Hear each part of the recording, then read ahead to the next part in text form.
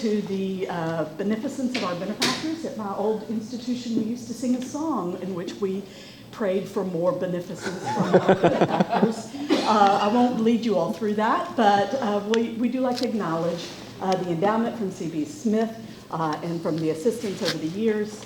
Now, thank heavens for the stock market, we don't need that assistance anymore, but we are grateful to the support we've had over the years to put on these lecture series.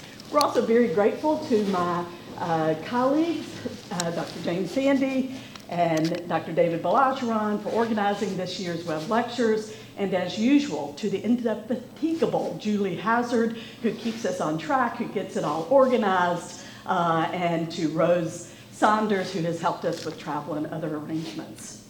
So without further ado, I'm going to turn it over to James Sandy, who's going to introduce this morning's speaker. Thanks, James. Good morning, everybody. Thank you guys for coming out. It is my sincere pleasure to introduce my friend, Dr. Alexander Mikberens, one of the true leading authorities in Napoleonic studies and a distinguished historian of global military history. I had the great pleasure of meeting Alex at the 2022 Society of Military History Summer Seminar, where he infected a young room of military historians with a severe addiction to wargaming that truly disrupted the rest of the 3-week seminar. It was bad to be on day 2, but it worked really well. We still play diplomacy online sometimes. Dr. Mikberens is the Ruth Herring Knoll Endowed Chair and Professor of History at Louisiana State University in Shreveport, where he also curates the James Smith Knoll Collection. His work has redefined our understanding of Napoleonic warfare in global context. You'll notice it out on the book table outside. He's the award-winning author of The Napoleonic Wars, A Global History, which received the Gilder Lehrman Prize and the Society of Military History's Distinguished Book Award. And in addition to this and other awarded monographs, Dr. Mikberens has edited or translated more than 24 other volumes. So please join me in welcoming, kicking off the Webb Lectures this morning, Dr. Alexander. Thank you. Thank you so much. Thank you for the kind introduction. I want to thank James and David Balajaran. I will do it in a French style. And of course, Dr. Cole and the rest of the faculty at the History Department for having us. We had a wonderful day 1 with Dr. Brooks offering a great keynote address. And in many ways, what I will do today is actually continue the discussion that James started. At the very end of his talk, I was actually kind of delighted that he mentioned it. He talked about Janizaros, and these were, of course, the native children who were kidnapped by the Spaniards and then raised as soldiers in their employment. Well, we'll talk about a different kind of Janizaro today, and what his life tells us about Napoleonic era. And I'll start my discussion by using let me see here, I brought my clicker. By citing the great French historian Emmanuel Laroy-Ladurie, who once opined that historians can be divided into 2 categories, the truffle hunters and the parachutists. And I know you immediately identified yourself with one of them, or maybe somewhere in between. A truffle hunter who likes to parachute once in a while.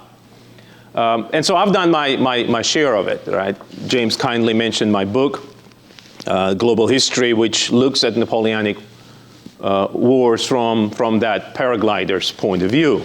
Instead of the red dot that you see on the map, which is the traditional approach to Napoleonic wars, my intent has been consistently, at least for the past 2 decades, to broaden it and to touch upon the dots that you see on the map. And I know Dr. Garrigus, who is here, has done his share in terms of broadening the discussion of revolutionary era, at least to the Caribbean, right? So this is the parachutist approach. So I do it, I love it, but I also like being truffle hunter. I like going to the archives. I like doing microhistory. And about 10 years ago, Oxford University Press started this wonderful series, which I helped on the back end of it, kind of reviewing the manuscripts, which was a graphic history, which tried to combine the microhistory with this kind kind of graphic novella approach. And as I worked on some of these titles, it always kind of bothered me, well, maybe I could do it too. And so what I will offer you today is a project that is ongoing, but hopefully it will be a volume titled The Mamluks' Odyssey, Imperialist, Nationalist, and Identity in the Revolutionary Era. So without further ado, let's jump in. On a wintry Saturday afternoon, February 14, 1818, Monsieur Levesque, the head of the Cavalry Bureau of the First Directorate of the French Ministry of War, dipped his quill into the inkwell one more time and glanced at the pages of letters, reports, and notes strewn across his desk. He had spent the day examining yet another case of a veteran soldier seeking recognition for his many years of service. Having studied the documents, Levesque was about to write a memorandum making his recommendation for the Minister of War to act. At the first sight, the case that was in front of him looked like hundreds of others that Levesque had reviewed in the 3 years since the end of the Napoleonic Wars, a conflict that lasted a generation, 25 years, and had a profound impact on Europe, my argument is world, but in this particular case, France. Countless families yearned for peace, yet transition from war to peacetime proved painful. France was a defeated nation, saddled with occupation, heavy war indemnity. In fact, Christine Hayes has a wonderful recent study on the groundbreaking nature of the occupational regime that France found itself in 1815, the precursor of the later day systems of World War I and World War II. The Napoleonic Wars left deep scars on the French society. Well over a third of the generation of Frenchmen born between 1786 and 1795 died on the battlefields. France has bled at every pore and appears a vast mourning family, observed a visiting Englishman in the summer of 1815. 3 out of 5 people wearing black in the city. The newly enthroned King Louis XVIII decision to demobilize French armed forces stoked widespread embitterment, necessary as it was for the peace in Europe and for France's own revival. And I love this, actually it's a fresco, but I love King trying to raise France, right, in 1815 from the ruin and humiliation. Necessary as it all was, and especially the demobilization, the decision was bound to excite anger among tens of thousands of Napoleonic veterans who, already mortified by defeat and occupation, felt that they have been callously forsaken despite many years of military service, sacrifice. Soldiers and officers alike experienced problems reintegrating into the civilian life. Many suffered from what the contemporaries euphemistically referred to as the wind of the cannonball, and what we now acknowledge as post-traumatic stress disorder. After years of serving, veterans now found themselves condemned to a life of begging, poverty, and petty crime. Many besought the government for help, though few actually received it. So the dossier on the Monsieur Levesque's desk that February morning differed, however, from the others he had previously reviewed. To begin with, the case involved an individual who had served in the Imperial Guard, the most elite of military units. He was among the first recipients of the famed Légion d'honneur, France's highest civilian and military award. He had fought in 15 campaigns, and as his personal file stated, distinguished himself in a great number of battles. Glancing at the title page, Monsieur Levesque would have seen the protagonist's name, Jean Shahin, chef d'escadron of the Mamluk squadron of the Imperial Guard. Shahin was neither Frenchman nor a French citizen. He was a foreigner whose life encapsulates the complex stories of war and violence, imperialism, nationalism, migration, evolving notions of identity in the revolutionary era. It embodies the lives of those men and women whose experiences have been lost in the grand narratives of the Napoleonic saga. All that remains of them are mute and hardly decipherable traces scattered across disparate archives and libraries. We know virtually nothing of Shahin's life, early life, not even his actual name. Shahin actually is in Arabic for the falcon. Shaheen never wrote memoirs, and none of his personal letters survive. And yet, despite this dearth of material, we can still attempt to reconstruct his life and understand what it tells us about the past. It certainly helps that Shaheen was born in my hometown, Tiflis, or Tbilisi, capital of Georgia. He was born in 1776. Johann Anton Guldenstadt, Baltic German naturalist who actually visited the city 5 years earlier, described finding a thriving city in the capable hands of the king Heraclius, and spoke of the cosmopolitan nature of the city. Yet he was also careful to note the fragile nature of this prosperity. The Georgian kingdom faced constant threat of imperial predation from the Ottoman Empire, from Persia, and on a more quotidian level, the unremitting attacks from the North Caucasian mountaineers. Let me see. I don't know why it's not skipping. Let's see here. There we go. From North Caucasian mountaineers, who, drawn by the high demand of the Caucasian captives on the Ottoman slave markets, regularly raided the Georgian towns and villages. The Georgian monarchy sought different measures to combat this threat, including building fortification, establishing a standing military force to respond to these threats, but this threat remained omnipresent for years to come. Shaheen learned it the hard way as he shared the fate of so many Georgians who had been taken captive and sold into slavery. And the next few slides I'll show you are actually sample examples from the graphic project that I'm working on. He could have been the victim. So how precisely that happened, it remains unknown, how he was kidnapped. He could have been the victim of a contraband slave trade, where many locals actually lured children away and sold them to slave traders, who then carried the captives to the Ottoman slave markets. And we have several memoirs by later Mamluks who actually describe, including one of them who becomes Napoleon's bodyguard, famous Rustam, who actually describes, he also is from my hometown of Tbilisi, and he describes how he was lured away by the family friend and then sold into slavery.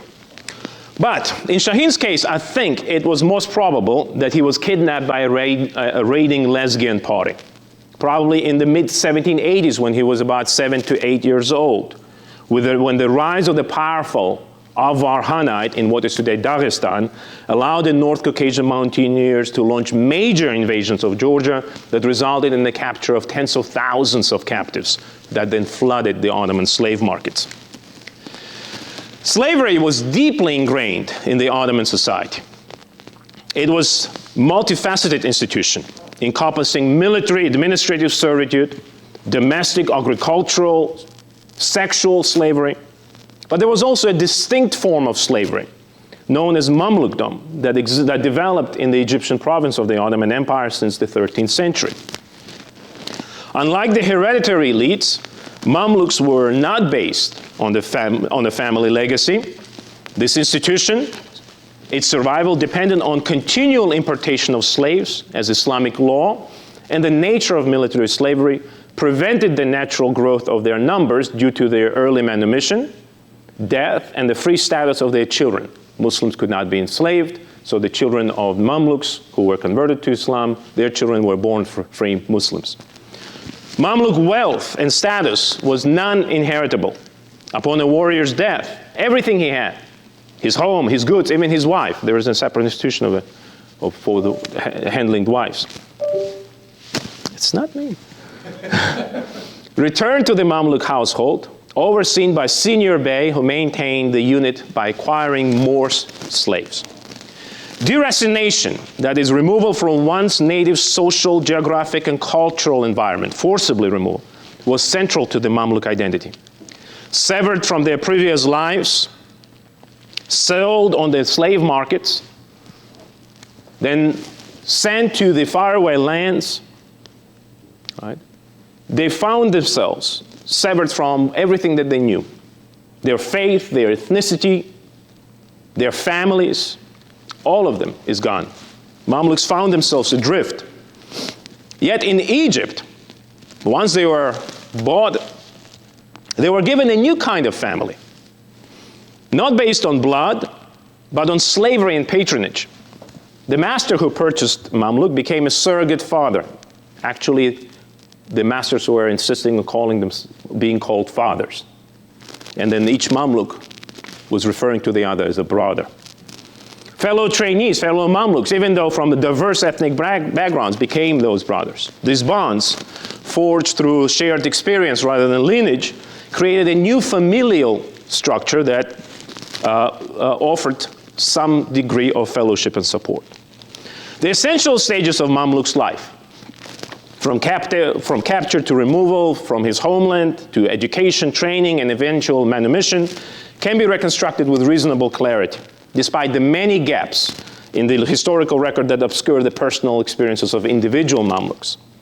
Central to these narratives is a slave merchant who acquired the child, who transported the child, who sold the child. This man was both the source of violence towards the child, but also, paradoxically, a protector during the often perilous journey through this foreign world. The next crucial figure was the Bey, who purchased the Mamluk and brought him into the household. The Bey was more than a master, and this is Napoleon's Mamluk, the bodyguard, who is also kidnapped, sold, so goes through the same process as Shahin, but he writes an interesting memoir. So, the Bey was more than a master. He was a father, patron, model of behavior. Under his supervision, the Mamluk, yes, endured violence, but also began a transformation from a foreign captive to a disciplined soldier and loyal retainer. The Bey provided not only basic needs, but also access to power and privilege. As the Mamluk matured, his loyalty to the Bey often replaced familial bonds, forming a deep bond that shaped the career, shaped the upbringing of the Mamluk. Within the confines of this household, the Mamluk received religious instruction, learned the language, customs, and underwent rigorous military training. Like many other Mamluks, Shahin would have been subjected to all of this. He would have undergone a violent kidnapping, would have undergone violence through the transportation across the Caucasian mountains, would have suffered violence in the slave market, and then would have been kind of trained, or often forcibly, right, violently, in order to undergo identity transformation. His original name, faith, family, ties were all erased and replaced with new ones. He was renamed Shahin, the Falcon, converted to Islam, integrated in a new kinship network, his Mamluk household. And yet, despite the common portrayal of Mamluks as ruthless, there is a great French visitor to Egypt at this time, Volney, who writes a wonderful account, and he says, quote, "Without parents, without children, the past has done nothing for them, and they have no future." And Volney's account kind of becomes a bestseller in the 18th century and shaped the contemporary perceptions. But despite this view, this actually oversimplifies the Mamluk identity. Many of them actually retained connections. In fact, when I was in Georgia, I went to see one of these Mamluks' place, the original village where he was from. He ultimately became the ruler of Egypt. And as soon as he had the money, he actually sent the money back home to build a fortress around the village so that no more children were kidnapped from his village. So 2 years ago, the grateful village built his statue next to the church that he built, so his mother didn't have to walk too far from the home. Many did retain the connection to their original villages while retaining the new identity that they acquired. And Mamluk life was, however, nasty, brutish, and short. After the death of capable Muhammad Abu Dahab in 1775, Egypt witnessed vicious power struggles between the Mamluk Beys. Moreover, the constant strife, Ottoman invasions, long-term effects of European economic expansion had a debilitating impact on the Egyptian economy. To make matters worse, a series of natural disasters swept across Egypt, with floods, famines, and plagues devastating it. In 1791, the plague outbreak in Cairo killed over 1,500 people a day, while the famine of 1792 reached such catastrophic proportions that people resorted to eating corpses. In the last 2 decades of the century, more than a third of the Egyptian population had died due to these calamities. Shahin lived through it all, and lived long enough to witness the French invasion of 1798. This incursion marked the first instance of what I refer to as the liberal imperialism, revealing how swiftly the ideals of the French Revolution had spilled beyond not only France's borders, but those of Europe too. Though the expedition was a military debacle, its legacy endures. It represented the first modern attempt to integrate Islamic society into the European imperial sphere and served as a crucible in which the discourse of Orientalism was fully forged. In Egypt, the French employed the complete ideological and material arsenal of Western domination in an effort to justify and sustain their presence.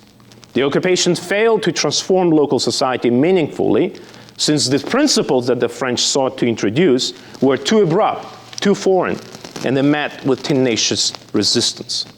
Still, the invasion upended the entire region and the lives of countless individuals. Shahin was one of them.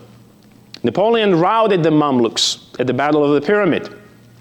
And there is this wonderful, I love the letterhead that the French used in Egypt, which is clearly the symbol of the Mariander, the revolutionary France. And Napoleon organizes French-style festivities in Cairo, including the festival to celebrate Prophet Muhammad. Right? So Napoleon defeats the Mamluks at the Battle of Pyramids, where hundreds of Mamluks were killed and wounded or taken prisoners. For warriors who had long defined themselves by valor and invincibility, the defeat must have been shattering. The memory of that day, when these bold, fiercely individual Mamluks charged headlong into the disciplined ranks of the French only to be cut down by the superior firepower, must have haunted them. Some remained loyal to their surviving leaders, retreating into Upper Egypt and continuing bitter campaign of resistance, but many took a more pragmatic path and began to look elsewhere for protection and purpose. Shahin was one of them, in fact, one of the first ones. His name is listed among the names of Mamluks that Napoleon intended to, quote, send to France at the first opportunity as the examples or as the symbols of the French imperial conquest. He instead enlisted. Ultimately, he didn't make it over since British destroyed the French fleet, so Shahin instead enlisted in the French army. His superb horsemanship, reckless courage, burning martial spirit didn't go unnoticed. Yeah. And this was a momentous choice for him, one requiring for him to turn his back on the brotherhood of arms that sustained him for years, to sever ties with comrades who had stood beside him through the chaos of battle and the quiet trials of daily life. Did guilt gnaw at him for betraying the household that raised him? Did he feel torn between loyalty to his past and the lure of a new beginning? What does this rupture mean for his identity? These are the questions I'm interested in. To his fellow Georgians, he was a renegade who had forsaken his faith. To his Mamluk comrades, a traitor who deserved no mercy. To the Egyptians, a member of the violent ruling elite that long abused them. And to the French, an exotic curiosity, admired for his utility but never fully trusted. We may never have complete answers to these questions. Certainly the questions of his inner life, his guilt, his doubt, the complexities of his divided loyalties. But we do know that once he embraced the French cause, he never looked back. He adopted new name, Jean, even acquired a birthday, July 14, which of course is the Bastille Day. So now he had his own personal fête nationale. He seized upon the revolutionary ethos of careers open to talent, which promised advancement based on merit rather than birth. Within months of enlisting, he was already promoted to Maréchal de Logis, which is an equivalent of a staff sergeant. Now, he was not among the group of Mamluks that Napoleon took with him when he escaped from Egypt in 1799. Instead, Shahin remained behind, fighting with distinction alongside the small French force that stayed in Egypt to face an uncertain future. At the Battle of Heliopolis in March of 1800, an outnumbered French army confronted the combined might of the Ottoman and Mamluk forces. And here Shahin displayed an astonishing bravery. He fought to the end, wounded 23 times, bleeding profusely. Barely alive, he was abandoned on the battlefield and would have certainly died if not for the timely arrival of one of the greatest military surgeons in modern history, Dominique Larrey. Larrey was a pioneer of medical surgery, military surgery in particular, and he was the one who came up with the ambulance volante. In this particular case in Egypt, he adapted it to having camels going straight into the battlefield during the battle and evacuating wounded so they can be triaged back at the triage centers that Larrey set up. Larrey's report on Shahin's wounds is absolutely astonishing. It is revealing, a testament not only to the brutality of the fighting, the nature of the violence, but also to the tenacity of a man who, though torn from one world, refused to be broken in another. Against all odds, Shahin recovered. I mean, just reading this, I love this part here. Right? Also a gunshot. By the way, yeah. Against all odds, Shahin recovered and returned to active service by the start of the next year. So within about 9 months, he's back, where he was welcomed with a promotion to the rank of lieutenant. By then, the tide of war has changed. The French, reeling from the defeats at the hands of the British, were preparing to evacuate Egypt. And so once again, Shahin stood at the crossroads.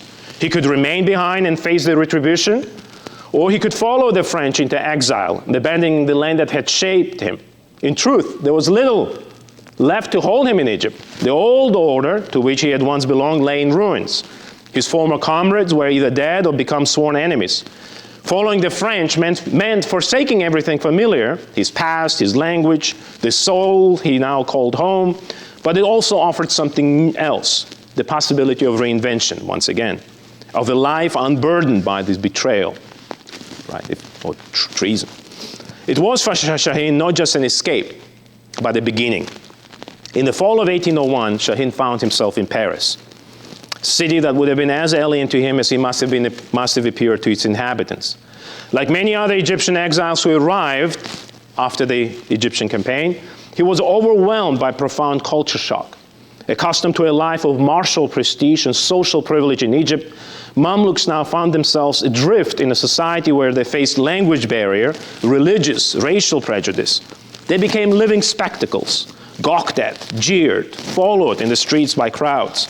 Their exotic appearance and foreign garb turned them into caricatures of themselves, objects of fleeting fashion fads like this one, rather than subjects of genuine curiosity and sympathy. No one deigned to say, "Here is a human being," commented a Parisian eyewitness to the jeering of the Mamluks. For some Mamluks, humiliation was unbearable. On one occasion, Shahin's comrade, Ibrahim, pushed to the brink by this incessant jeering, opened fire on the crowd, killing 2 men before drawing his saber and dagger, prepared to cut down more in defense of his honor. A police report detailed how a group of enraged Mamluks, harassed in public, stormed a lemonade shop on the Rue Argenteuil, smashing jars and glasses with drawn swords and daggers until gendarmes arrived to restore order and return them to their unit. Tension simmered, fueled by envy and compounded by cultural misunderstanding. Anti-Bonapartist factions quickly seized upon these resentments, weaponizing the Mamluk association with the otherness, with the East, with violence, sexual transgression. Right? There are a lot of stories of Mamluks being homosexuals. And the Bonapartes, kind of this moral decadence and the questionable nature of Napoleon's relationship with the Mamluks. In this hostile imagination of their position, the Mamluks became sinister symbols, depicted in prints as Corsican tyrants, brutal enforcers. Here they are, murdering one of his rivals, complicit in alleged crimes that range from harassment to outright murder. To critics, they embodied Bonaparte's supposed ambition to transplant an Oriental despotism into the heart of France. Right? Napoleon with 2 Mamluks on the side. Yet despite the hostilities, xenophobia, and propaganda campaigns, Bonaparte saw value in the Mamluks, not only as elite warriors, but as the living emblems of his vision for a new regime. He enlisted a select group of them, 150 best Mamluks, into the special unit, Mamluk Squadron of the Imperial Guard. Among them was Shahin, who now served as a company commander of this unit. The squadron, resplendent in the opulent Eastern attire, became a fixture in the state ceremonies, parades, and public celebrations. On July 14, If we believe the documents, this is Shahin's 26th birthday, right? July 14, of course. It's national celebration in France.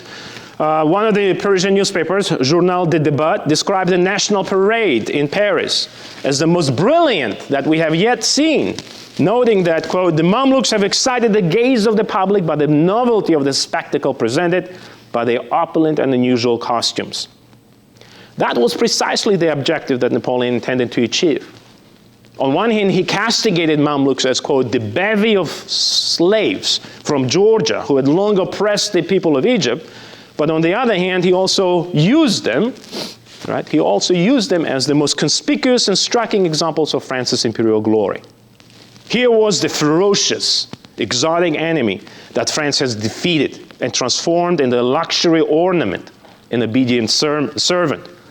Mamluks represented the trophies of this imperial conquest, to be strutted around in a dazzling display of Oriental dream. Their presence at countless events defining France as an imperial polity well before the formal proclamation of the empire. Shahin was one of the first to receive France's highest award, Légion d'honneur. Here he is, right there. In order to accept this reward, he had to pledge an oath. I found the document. One can only imagine what Shahin must have felt as he stood within the hollowed walls of the Chapelle of Invalides, surrounded by the glittering assembly of the officers of imperial dignitaries and notables. He had to swear a solemn oath to serve, and you can see here right there, to serve the empire, but also to uphold the laws of the republic. In the almost same sentence. To preserve its territorial integrity, to defend and uphold liberté, égalité. And I love the fact that he signs it still in Arabic.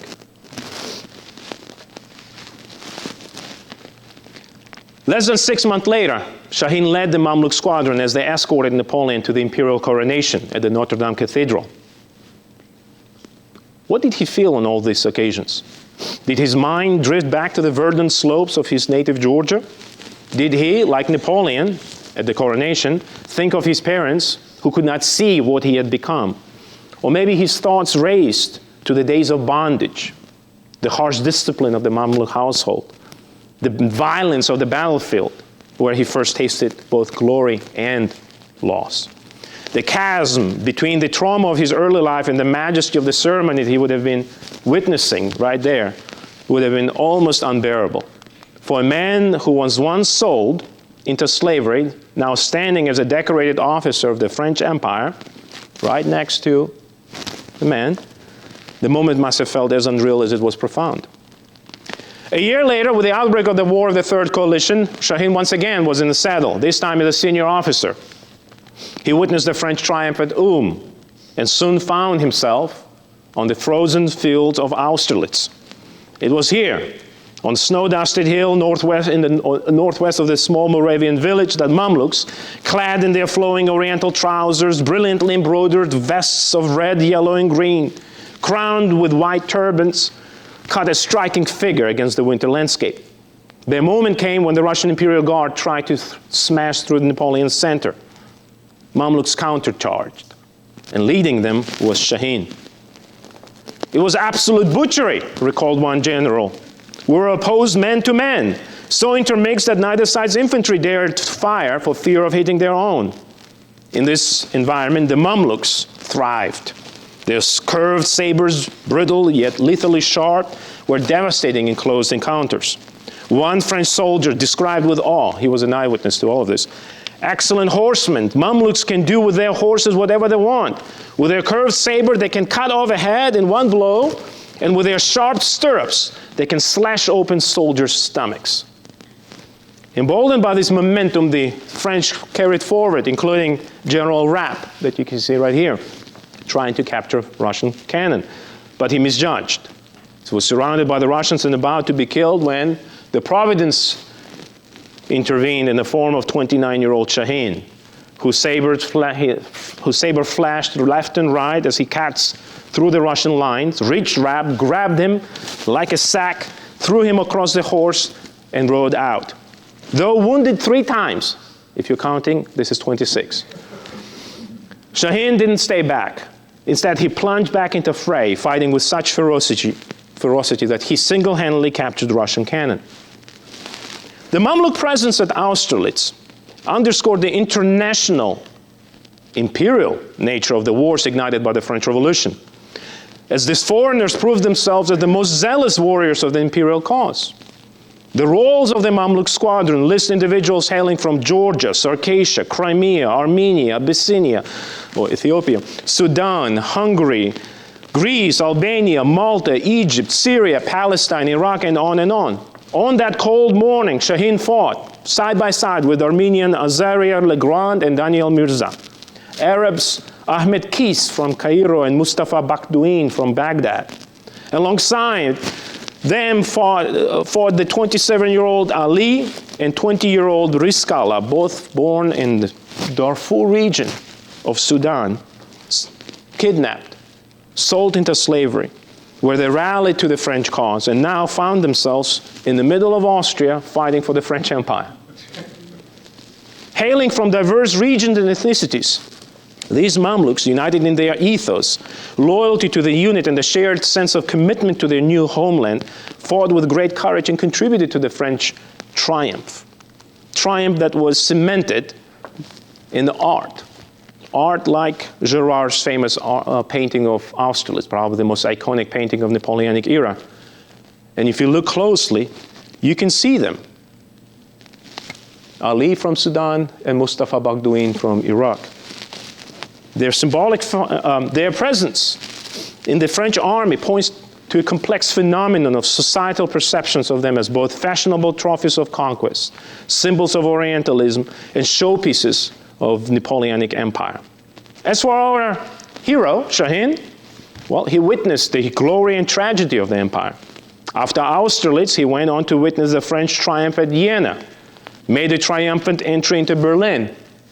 Right there, Mamluks. He lived through the carnage of Eylau, where despite having his horse shot from under him, he fought on through the blinding snow and was bayoneted 3 more times, and then got shot through the chest. Keeping tab? He recovered. I don't know how he recovered. He recovered, returned to duty. Now remember, the battle was in February. He's back in the army in June, where he witnesses the Battle of Friedland, another French victory, which earns him promotion and the coveted officer's rank of Légion d'honneur. Now his service carried him westward into the long and brutal war in Spain. Here, Shahin leads the Mamluk squadron as they enter Madrid in order to overthrow the Spanish royal family and establish a French regime. On May 2nd, the people of Madrid rose in the famed Dos de Mayo uprising. As the capital erupted in violence, the Mamluks, quartered on the outskirts, were called into action. And so they galloped into the city's main streets to rescue the French troops near the downtown. But imagine them arriving in Spain. For them, for the many Spaniards, these were the Moors, the echoes of Reconquista. So they were met with fierce resistance as Spaniards attacked them with everything they had: guns, swords, knives, stones, roof tiles. It was a blood frenzy, with men and women clawing Mamluks from their saddles, stabbing, bludgeoning, hacking them to death. Shahin was in the thick of it all. Wounded repeatedly, bullet tore through his cheek, saber gashed his skull. He fought on, blinded by his own blood. He managed to save the general and then rallied the remnants of them, the remnants of his men, to the safety.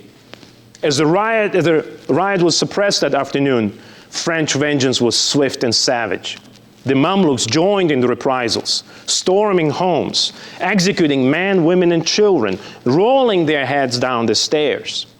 These scenes became fodder for the Spanish art, for Spanish propaganda, etching in popular imagination through Goya's harrowing Dos de Mayo, a painting that captures the savage chaos of Puerto do Sol with shocking immediacy. One contemporary viewer, stunned by the painting's violence, wrote, quote, "What faces! What attitude! One seems to hear the cries and see the blood running. After these colors comes blood." 2 months later, on July 14, yep, another birthday, Shaheen celebrates on the battlefield. Medina del Rio Soco, where French routed the combined Spanish armies. The war continues, and in December, Shaheen now fights another battle. And here, it didn't work out for the Mamluks. The British army is retreating, but they set up an ambush for the French, and the Mamluks fall into this ambush. Attacked from multiple sides and pinned against the river, the Mamluks were cut to pieces. A third of them were killed or captured. Shahid, again, sabered, lost his horse, fought on foot, made it to the river, swam across the river, it's December, swam across the river, wounded, and made it.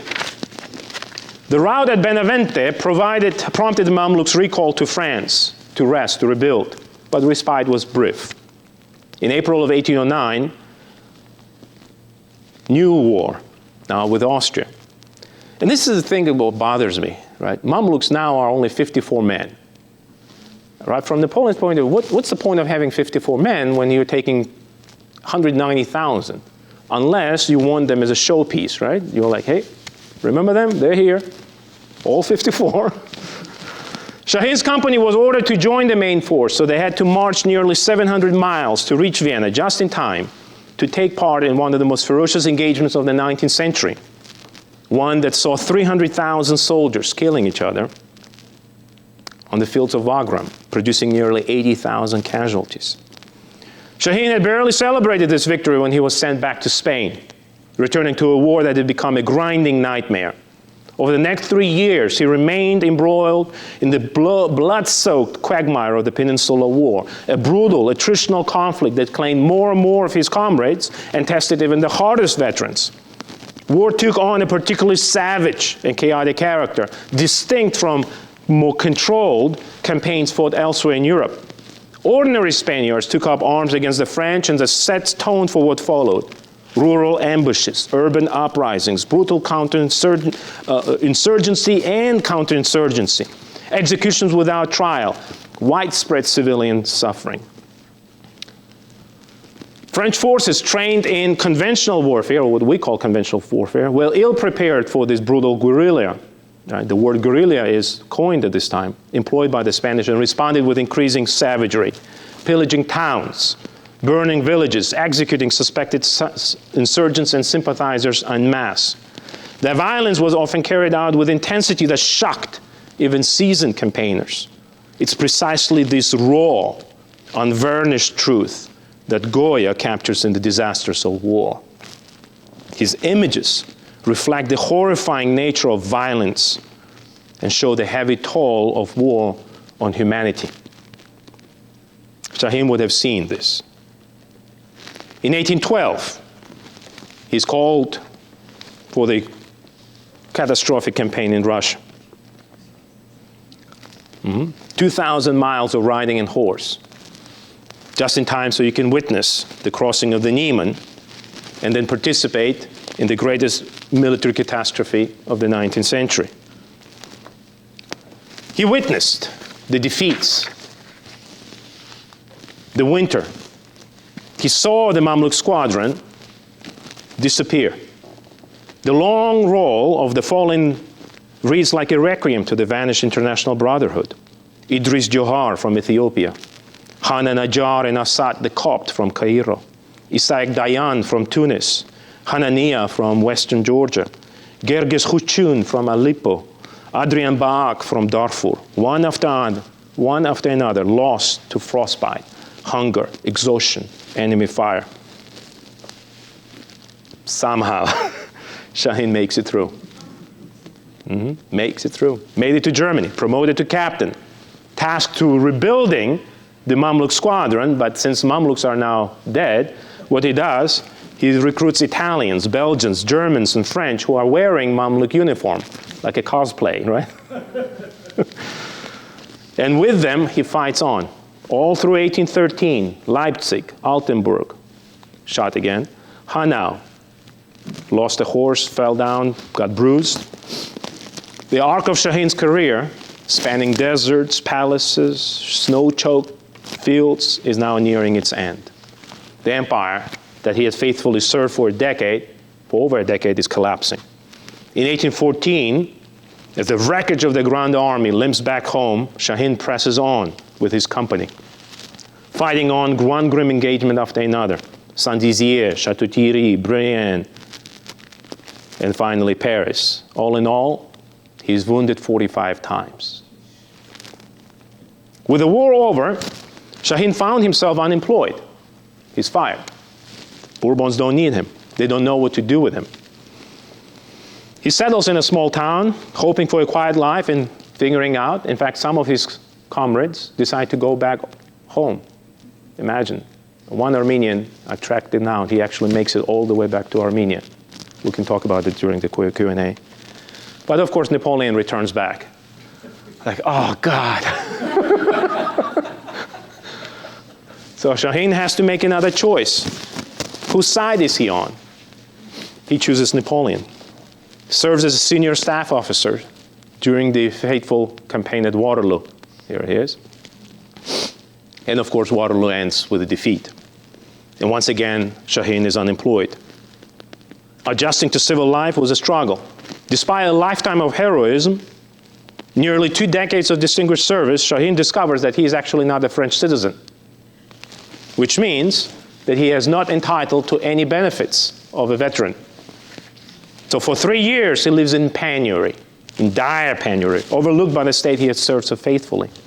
Unable to endure further indignity, he asks for citizenship. And that is why Monsieur Levesque is looking at his case.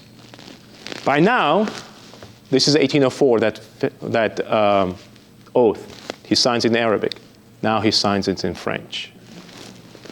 After carefully reviewing Shahin's record, Levesque dipped his quill into ink and began drafting a memorandum. He recounted the extraordinary arc of Shahin's life and career, concluding that this case involved, quote, one of the bravest soldiers in the entire French army, who through his service has earned an incontestable right to be called a French citizen. The ministers of war and justice themselves, Napoleonic veterans, concurred and lobbied the king to grant Shahin the citizenship, which he did. Shahin spent the next 2 decades living quietly near Paris.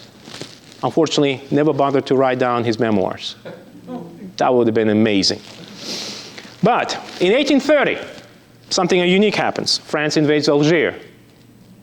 Right? And at the age of 54, Shahin makes a surprising decision. He volunteers to join the French Expeditionary Corps bound for Algiers. Why? Was it a nostalgia for military life? A yearning to see once more the golden sands of North Africa? A belief in France's imperial destiny? Had nearly 40 years in France, it cultured him enough that he subscribed, consciously or not, to Mission Civilisatrice.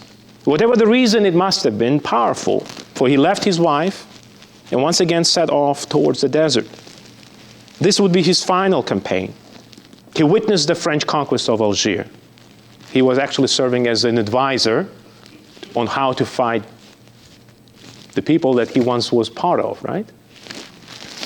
They witnessed the French conquest that unleashed brutal violence that came to define the colonial conquest. In the years to come, French forces employed scorched earth tactics, mass executions, punitive raids to destroy the resistance, particularly under the entire villages were razed, populations displaced, and civilians subjected to massacres and starvations.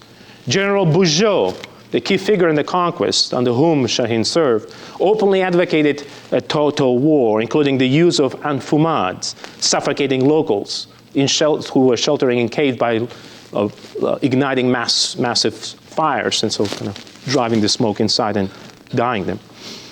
The systematic violence was not incidental but foundational to French colonial rule, aiming to crush opposition and assert dominance through terror. This was Shahin's last quote-unquote contribution. He returned home a drained, if not broken man. and passed away at his home in Melun on May 12, 1838, bringing to a close a life of extraordinary transformation. From enslaved youth to slave warrior, from foreign outsider to decorated imperial veteran, and ultimately to a living symbol of France's colonial ambitions in Africa. Human life is short and fleeting, wrote Arthur Schopenhauer. Countless lives have vanished in that yawning abyss of oblivion, the monster with ever-open jaws that swallows the memory of all but few. It is then a worthy task to try and recover from this general shipwreck of the world the memory of those rare lives marked by courage, complexity, and resilience. Shahin's was such a life. Thank you.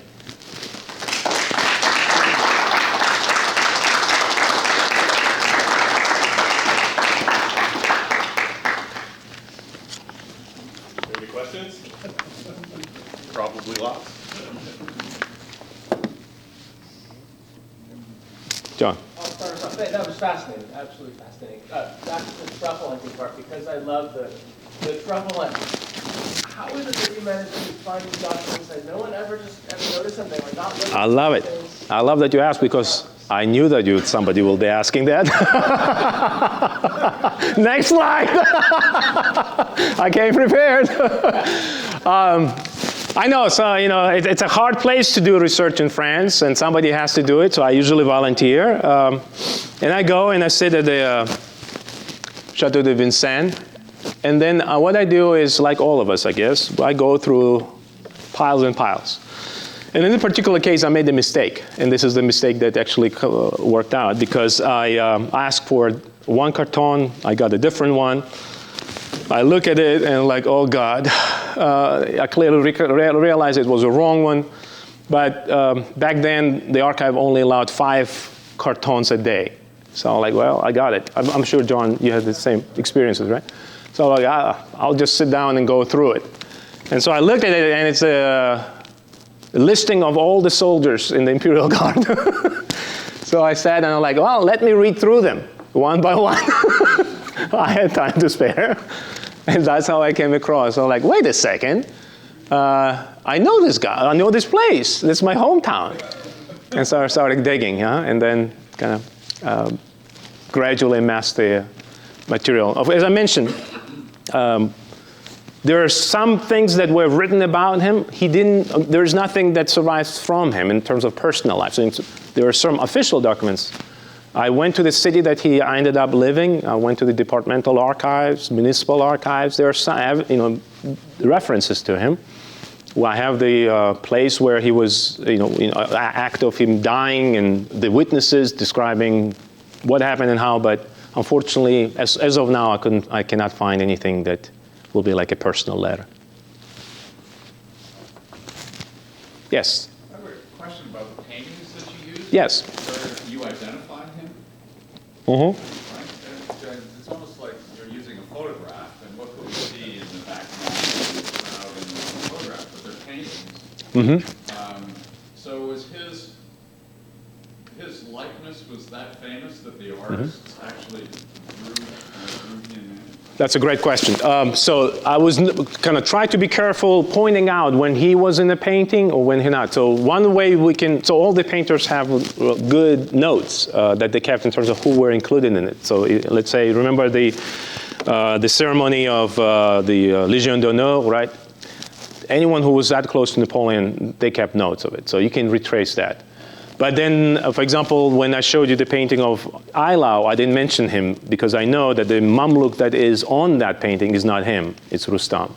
So there are some ways to identify him, like the meeting with Napoleon in 1804. We can kind of reconstruct it. I mean, that was true. So, because I was thinking you knew what he looked like, so you had picked him out. But the artists, somewhere the people in the crowd are like that. Yeah. Well, there are a handful of Mamluks who are really prominent. So Rustam, who is a bodyguard, like a shadow of Napoleon, so he's in countless paintings, dozens of them. There is Shahin as a company commander, because he's a company commander of the Mamluk squadron of the Imperial Guard. So in terms of his rank, he supersedes in for example, regimental commander of regular army. So he's quite senior. And there is another officer, right, who commands the first company that is also kind of prominent. So there is a way to retrace them. But of course, some paintings, especially the one in Berlin, I have a circle there, but a circle that I refer to as simply Mamluks, because there are a group of them there.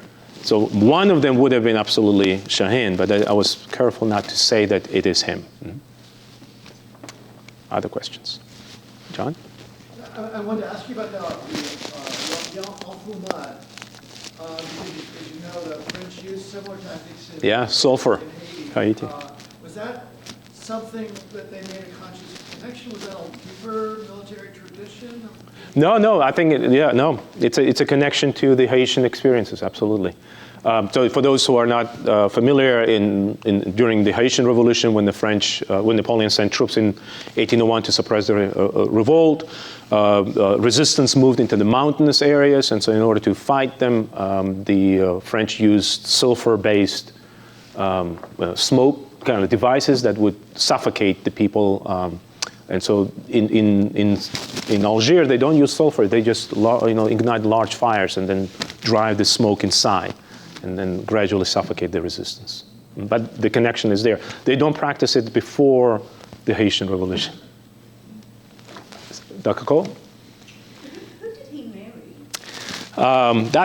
Thank you for asking that question, because that's a kind of part of that identity that you can trace. So he's born Orthodox Christian, he's converted to Islam, then he makes it to France and clearly apostatizes, reconverts to Christianity because he marries a Christian girl from Syria, who was the sister of the fellow Mamluk. Mm-hmm. In fact, Daoud Habibi. So he marries her, and ultimately when he dies, he's buried in a Christian cemetery. The cemetery is still there, but they use limestone for tombstones, so all the inscriptions are gone. I could not find his particular one, his tomb, but they were both buried there. Mm-hmm. It's on Christian cemetery, so that means by that time he's a Christian. Yes, sir. Is there a fascination in Georgia with the Mamluks? How are they viewed? Oh, that's a, yeah. Is there an awareness of them? Oh yes. I mean, I don't know if you've seen that slide with the statue of the Mamluk. Now, the Mamluk statue that was built 2 years ago is for Ibrahim Bey, who was one of the senior rulers of Egypt as of Napoleon's time. But we also know that he and another Mamluk ruler, Murad, who also is Georgian, they completely mismanaged Egypt. I mean, Egypt under Mamluk's reign in 1790s is a disaster. So when I gave talk in Georgia, people got upset about that. They thought that I was besmirching their reputation. I was like, listen, these guys have no connection to Georgia. They might have wanted to help people back home by sending money and but to support their families. And certainly I love the fact that the guy only built the walls around his village, not neighboring village, but his village. But yes, there is an absolute fascination, and memory is still there. In fact, the descendants of these Mamluks, especially the prominent Mamluks, still live in Georgia. We know them, and they know of their past. Okay. Yeah. We're gonna shut off. Join me in thanking Alex again for warm stock. Thank you. We'll reset in like 5 minutes and we'll This one louder? Yeah, this one's way louder. Okay, perfect. Okay, so hello everybody. We're going to get started here. So yeah, everybody can settle in. But welcome everybody to our second session here this morning of the 59th annual Webb Lecture series, which as I'm sure you all know is focused on the theme of war and violence in world history. I think I know literally everybody in the room, but I will introduce myself, I guess, quickly. I'm David Blazron, or Bayajan, as Alex very correctly noted earlier. I'm an assistant professor here in the department, and I've been organizing this with Dr. James Sandy. And so thanks for coming this morning and for being here for the series. But it's my great pleasure to introduce our speaker here this morning, Dr. Michelle Moyd, who is an associate professor of history and a Red Cedar distinguished faculty member at Michigan State University. Dr. Lloyd's research focuses on East African history, and in particular, she's one of, if not the world's leading scholar on Africa's experience of World War I, a topic that, as any student who has ever taken either of my Modern Britain or British Empire courses know, is a topic that's near and dear to my heart. Usually they come in thinking they're going to learn about the trenches and barbed wire fencing, and they learn about the experience of Commonwealth soldiers and soldiers from around the world in what was actually world wars, not just the Western Front and things like that. Dr. Boyd's first book, which is entitled Violent Intermediaries, African Soldiers, Conquest, and Everyday Colonialism in German East Africa, was published by Ohio University Press in 2014, and explores the social and cultural history of African soldiers, or Askari, in the Army of German East Africa, where today is Tanzania. She's also currently working on a book entitled Africa, Africans in the First World War, which takes a wider lens to examine the experience of Africans during the Great War, whether soldiers or workers, and which obviously fits in very well with the theme that we're exploring here this week. And I'm personally very excited to hear more about this new ongoing research. Dr. Lloyd's talk this morning is entitled Gendering Trans-Imperial Warscapes, Multidimensional Effects of the First World War in Africa. But please join me in welcoming Dr. Michelle Lloyd.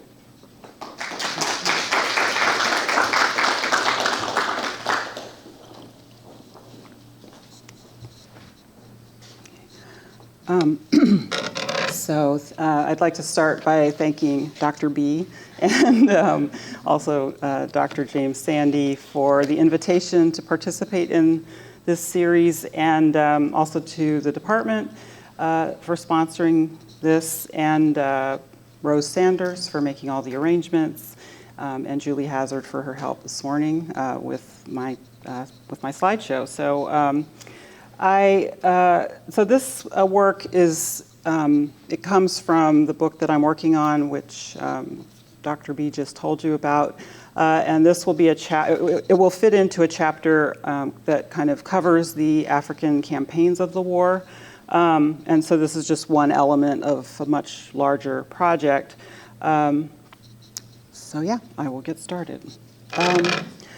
What does the history of the First World War in Africa contribute to our understandings of the global war, empires, and gender? Today, I want to answer this question through a brief examination of two examples from the war's East African campaign that illustrate the multidimensional effects on African peoples, polities, societies, and cultures. And let's see if okay. So, just as a reminder, perhaps for most of you, this is the geopolitical imperial map of the African continent as it was in 1914. And let's see if I can do all the technologies. All right. Okay, I'll skip the pointer. You can tell from this map that this is the outset of the war, which of course arrays the Allies against the Germans and Central Powers, of which Germany is the only, the Ottomans also have empire, right? But the Germans are the only ones who have colonial possessions in Africa below the Sahara. And so what you see on the map then is that sort of sage green swath of British Empire, the Belgian Congo to the left of German East Africa. The German colonies are in orange. And then French West Africa and French Equatorial Africa. And the main takeaway from looking at a map like this is to note that Germany is in fact surrounded on all sides in all four of its colonies by the Allies. And so what that meant in 1914 was that when Europe went to war, they took their colonies with them. And so Africa was very much affected by the war for the entire 4 years that it was fought, and into the war's aftermath as well. So that's the kind of, in a nutshell, version of how to understand what's happening in 1914 in Africa. So today I'm going to talk about two examples of battles and campaigns that I think offer a really interesting lens on how to think about the conflict as not just one between empires, but in fact one that is trans-imperial. And I'll talk about these concepts for a minute that are in my title. So the first one is, the first one I'll talk about, even though it's kind of in the reverse order of how my title is set up. What is a warscape? This is a concept that was coined by the anthropologist Carolyn Nordstrom, and she was writing in the context of the civil war in Mozambique, which was fought over a very protracted time frame. And she describes it, or it's described as landscapes characterized by brutal violence, political volatility, physical insecurity, and the disruptions and instabilities that exist in many civil war zones that different social actors navigate through, unquote. And so we wouldn't define what was happening in Africa between 1914 and 1918 as civil war, but some of the same kinds of dynamics are in play in terms of this, especially the idea of physical insecurity, disruptions, instabilities. Stephen Lubkeman, who's also an anthropologist, and other anthropologists have further developed her idea of warscapes. And so he has this to say about the idea, quote, inhabiting a warscape is thus not merely a matter of coping with violence, but is deeply entrenched in the pursuit of a complex and multidimensional agenda of social struggles, interpersonal negotiations, and life projects, unquote. It's therefore difficult to draw a clear line between the social conditions of war versus those of non-war as social actors continue to struggle throughout both conditions in a peace to war continuum. And actually that was more of Lubkeman's language there.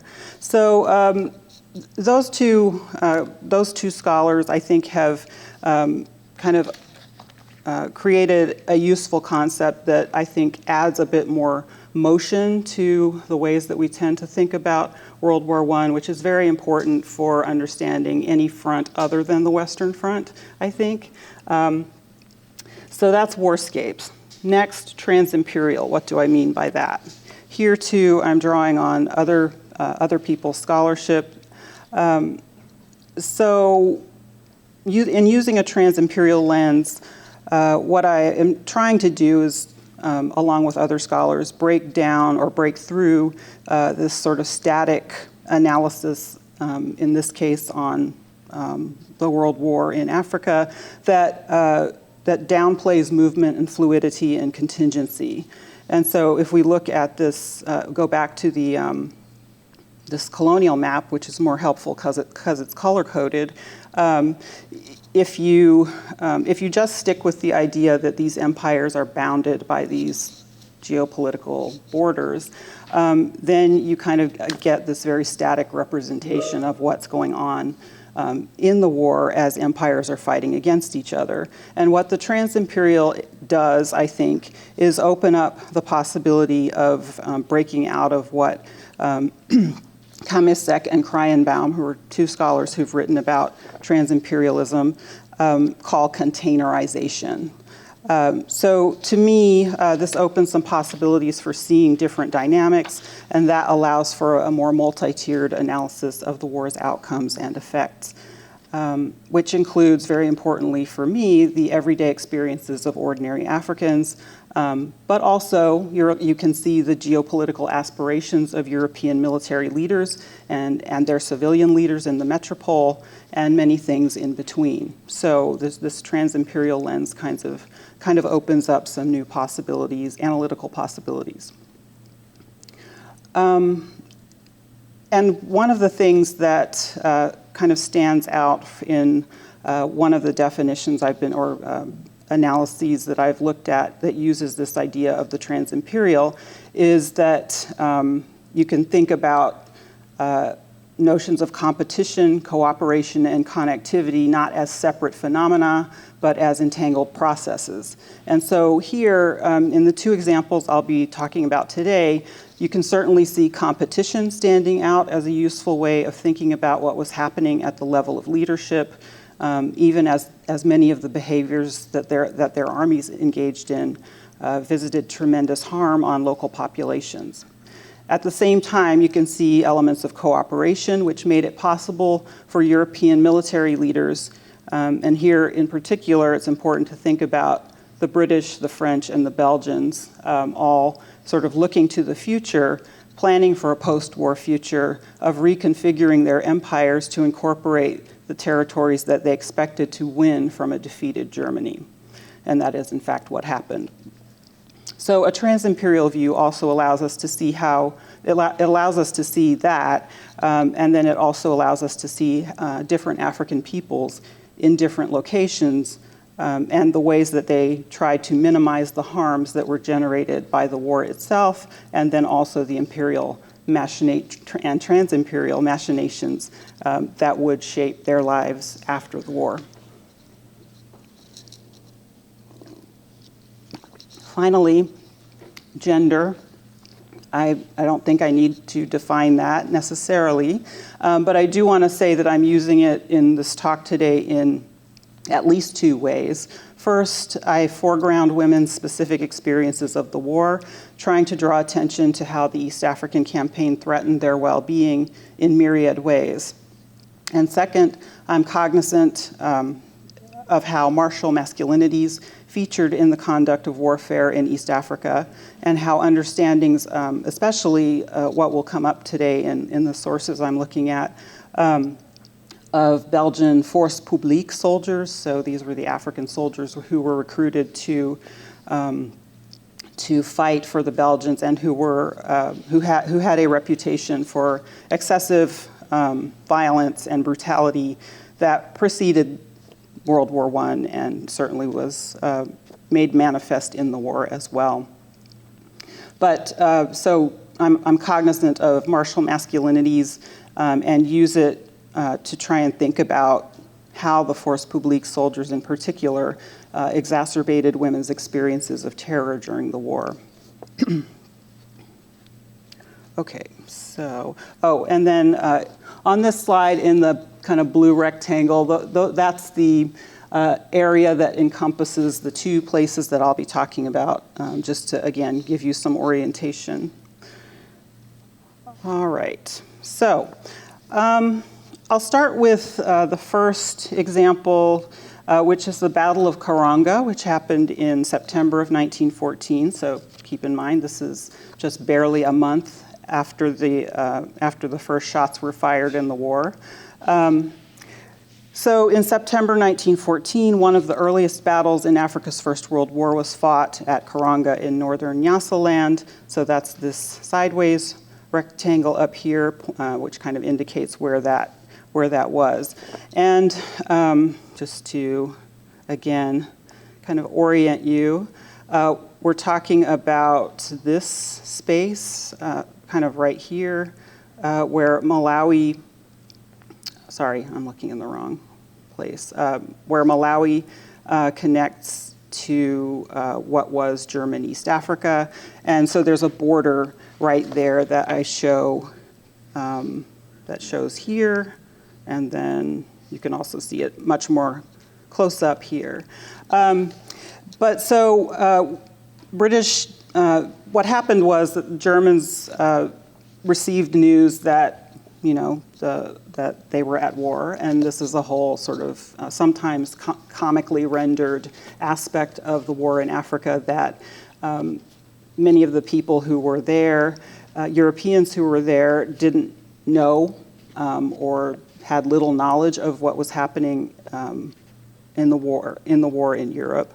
But in any case, it seemed that the Germans were mobilizing up here, and the British got wind of it down here. So Malawi was called Nyasaland at this time. And they began to mobilize their forces, such as they were, in order to counter this perceived German mobilization up here. And the main troops that were available to them, the King's African Rifles unit that was present at the time was way down here in Zomba. This is about 500 miles. So in the course of not that long, they managed to move unit and the Nyasaland volunteer force. So they moved elements of their military units to that location where there was a fortress, and they were able to then hold off the German attack that did come. And so that's the kind of battlefield context. The important thing to note, I think, about this, and I'm definitely not a campaign military history kind of gal, but it's important to know that this is a border area. This is a trans-imperial context. And so the kind of the border division between these two empires was also a space where ordinary African people navigated their lives day to day, probably by crossing the border quite a bit. And certainly they understood the context within which they lived as within the much longer histories of their own existence in these spaces, right? So they're not completely defined by what the empires are doing, but they are very much affected by the war that comes to them in 1914. And so this is an excerpt from an article that was published much later, commenting on the nature of the battle and what happened there. And I thought this part was noteworthy. So the Germans who invaded and attempted to capture this fortress had actually brought with them some of the local elites who lived in the district that was just north of the boundary between British East Africa and Nyasaland. And this is the instructive part, I think.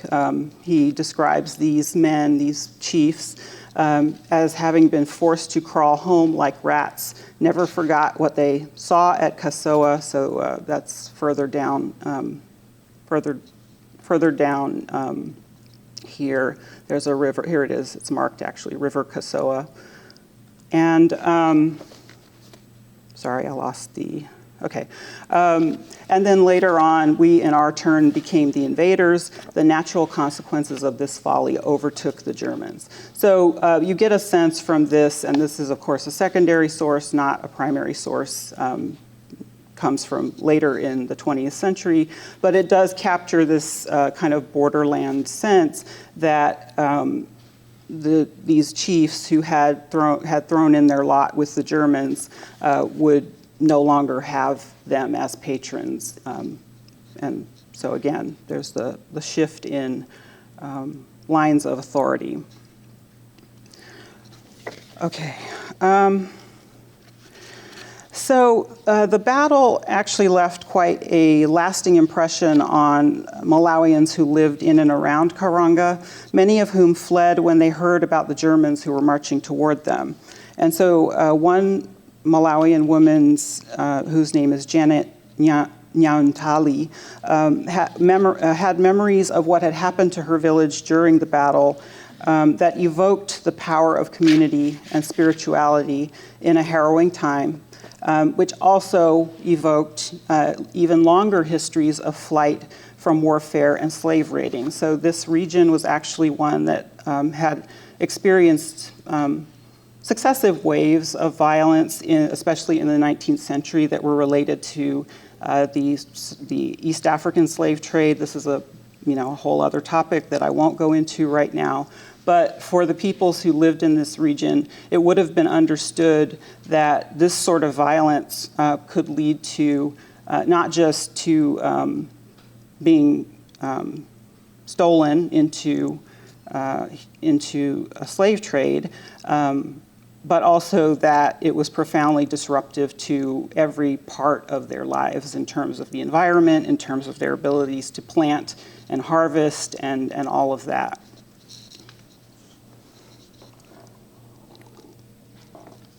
So Janet Nyauntali also points out in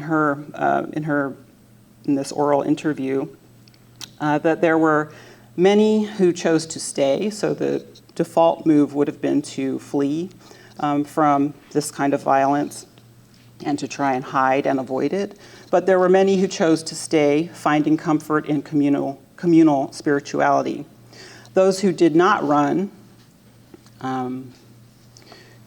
she said, gathered around a village, a revered tree in the village.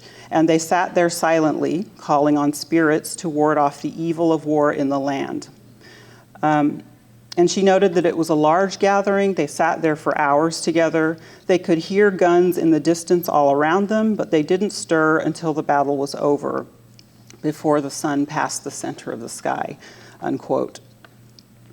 Another Malawian who was quite young when the battle took place said that, and here I'm quoting again, his world was turned upside down, that he and his family were chased out of his village by soldiers, his father carrying him to the Karanga Administrative Center, or Boma is the word that describes these forts in colonial East Africa. So that's just kind of a snapshot of some testimonies that refer back to the Battle of Karanga as a kind of formative or profound moment in Malawian memories of World War I. It's also worth noting that they had their own word for the war. And that word came from, Chiwaya, they called it the Chiwaya War. Chiwaya was a Chichewa. The Chewa are one of the peoples who live in this region. It's a Chichewa word which refers to a kind of a vessel, a kind of pan for roasting grains. And they, during the war, initially used that word to describe military mess tins, which were given out to soldiers and probably porters too, I'm imagining. But later on, the word itself became associated with the sound that the grains made as they roasted on the tins, which is a distinct popping sound. And they used that word then, Chiwaya, to describe the noise of machine guns rattling around them. So gradually, Chiwaya became associated with the war itself, the conflict's new military technologies, and the effects of the war, which seemed to be everywhere, like the sudden scattering in all directions of this popping maize sound. And so it became this much wider concept that had meaning for the peoples who lived through this war. It's important to note that, as well, that Malawi, Nyasaland was a site of very heavy recruitment and or conscription of soldiers and porters for the war effort. And so it was a place that was used as a site for the extraction of human resources, if you will. And again, if we kind of think about the previous histories of enslavement and slave raiding in the region, I think it helps to kind of understand, to highlight the importance of this moment in Malawian memory, not just as a conventional, not marked by the conventional dates of 1914 to 1918, but in a much longer kind of deeper regional history. Okay, so from there then, I want to move to thinking about some of the concrete effects and outcomes that the Battle of Karanga had beyond the effects on the people who lived right around where it was fought. So John Chilembwe, pictured here as a young man, is one of the more famous people who, if you know anything about World War I, World War I in Africa, you may have come across his story. He became widely known because of an uprising that he organized in 1915 against the British. And he is a very interesting figure. I'll just say a little bit about him here, but there's much more to say, and I'm happy to engage in the Q&A. But he was somebody who cultivated an anti-colonial consciousness over a very long period of time. Here he is shown in 1897, 1898, studying at Virginia Seminary in Lynchburg, Virginia, where he went under the sponsorship of a Scottish, maybe, missionary who sent him to the U.S. to become a pastor, essentially, and to be able to return to Nyasaland and found his own church. So this image shows him at that point in his life. He attended the seminary for 3 years, and he did return to Nyasaland in 1900, where he established the Providence Industrial Mission. And I'll come back to that in a moment. But I want to say a bit more about his biography, again, to link back to what I was saying earlier about the importance of understanding the effects of the war on African peoples. So he was part of, as somebody who had founded an African independent church, he was part of a sort of generation of so-called new men who were simultaneously deeply conservative in significant ways, particularly as it related to gender. And he was enmeshed in the apparatus of colonial rule. He was literate. He was somebody who very much was involved in the apparatus of British colonial rule, but he was also full of a kind of revolutionary potential. And in part, some scholars have attributed this to the 3 years that he spent in the US, where he was exposed to African-American thought and intellectual projects that were more oriented to the overthrow of colonialism and racism. So let's see. This is the church, by the way, that he opened, the Providence Industrial Mission. It opened in 1913, so just before the war breaks out. This was a church that was based on principles of self-help and self-support. So the idea being that this would be an African-led church in which people would care for each other and also not have to rely on European, British, in this case, support.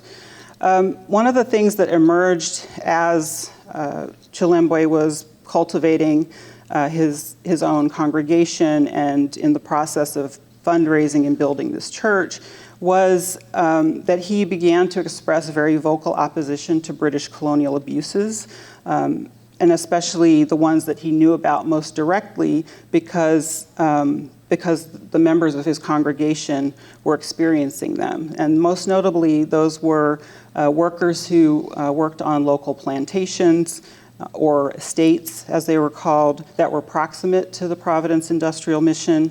And he also continued to receive visits from African-American missionaries who he had established friendships with during his time in the US. And so by 1913, when his new church opens, and it's quite a magnificent structure, he was in the midst of some real formulations and expression of anti-colonial sentiment, which had to do with a couple of things. First, that he, because of his connections to congregation members who understood, who experienced very harsh conditions on the plantations that they worked on, he was very sympathetic to their plight and wanted to do something about that. Also, he was aware of the fact that African soldiers who were serving in the colonial army were being sent to fight wars for the British Empire in places like Somalia against the so-called Mad Mullah this was another uprising that occurred in which British colonial troops were deployed. And so he took these causes on as causes that he felt needed to be addressed by the colonizers, and wanted to raise them to the level of, he wanted to sort of create more of a community around the idea that the colonizers should stop these kinds of abuses. At the same time, around this same period, 1912, 1913, there is also the growth in Watchtower, Jehovah's Witnesses, preaching and radicalization in the region, also in Nyasaland. And so those kinds of ideas are also filtering in, especially ones about an impending end of the world, which was predicted by Eliot Kamwana, who is credited with having founded Watchtower in Nyasaland right around this time. There were also widespread famine conditions around this time. So all of this to say that there were a number of circumstances in this region that preceded the Battle of Karanga, which had already shaped the ways that Chilembwe was thinking, and certainly was also shaping the day-to-day experiences of his congregation members. In January of 1915, I have this timeline here to sort of help with organizing the chronology. So here's the famine. The church opens shortly thereafter. The Battle of Karanga happens here. Kamwana's prediction of the end of the world is supposed to be October 1914. And shortly thereafter, Chilembwe takes the step of writing a letter to the Nyasaland Times, which was a local English language newspaper, colonial newspaper, and this is what he wrote. And he is extraordinarily astute here, I think, in terms of the way that he captures what is happening to Nyasaland. So he notes that, and so this is after Karanga, he notes that we have been invited to shed our innocent blood in this world's war, so he's referencing the fact that African soldiers are being asked to fight. He goes on to note that Africa had nothing to do with this civilized war. Very important, I think, that he uses that language there. And then he specifically references the recruitment efforts that are ongoing. And then the last line here, where he says that the people who are ready to put on uniforms are ignorant of what they have to face or why they have to face it, which may be an oversimplification, but I think the power of this letter is that he pulls all of these elements together in a very direct way and directly critiques what the British are doing in Nyasaland. Okay, so what ended up happening is that at the end of January of 1915, he actually is able to incite his congregation to an uprising. Some 300 people joined in, and what they decided to do was to raid local estates and sites where they thought that weapons would be stored, and to gather those and then to use those to carry out this rebellion. It quickly went awry, and really within about 3-4 days it was over. The KAR mobilized, King's African Rifles mobilized quickly, and they captured many of the people who were involved. Chilembwe himself escaped across the Portuguese border, but eventually was caught and killed. About 20 people, 20 of Chilembwe's followers were killed, 2 KAR soldiers were killed, and 3 were wounded. So the losses were not as great as in some other instances of colonial rebellion.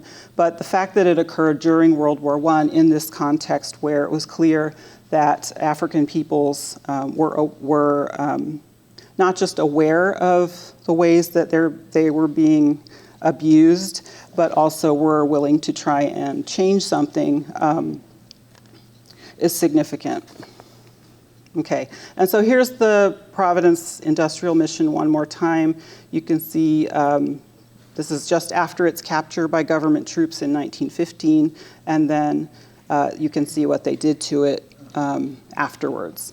And so that was the end of this version of the Providence Industrial Mission. It was recreated later on, but obviously under very different circumstances.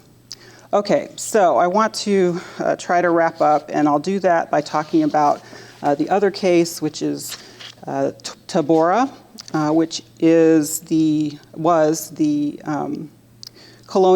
provisional German capital of German East Africa after their capital on the coast, Dar es Salaam, was captured also in 1916. So they moved their capital inland. And then through the combined efforts of British and Belgian military coordination, the Belgians actually were able to occupy Tabora in November 1916.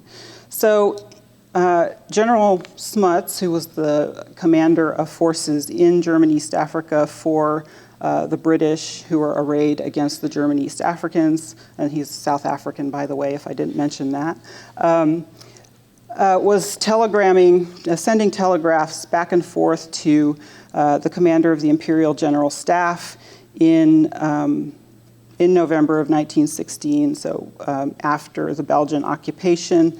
And in it, he explained the conditions in and around Tabora, in which he noted that Allied Belgian forces had successfully occupied the town, forced Germans to evacuate, and began the so-called clearing of German East Africa by Entente or Allied colonial forces. Smuts's telegram actually remarked quite directly on Belgian irritation over the presence of British officers at Tabora, and then shifted into describing how the presence of Belgian colonial troops, so these are African troops, the Force Publique, as an occupying force was affecting local communities. And so this is a quote that I thought was especially striking. He says, "They are eating up the country, and we shall be obliged to take steps to prevent famine. They have forcibly abducted thousands of women to live with their askaris, so African soldiers, and complaints continue to come in with regard to the general state of affairs. It is noticeable that in the Rwanda and Urundi districts, so present-day Rwanda and Burundi, these had been part of German East Africa, which they intend to keep. So they annexed them to what is today Democratic Republic of Congo. The behavior of the Belgians has been much milder." So here he's pointing out the fact that the abuses that are being directed against people in and around Tabora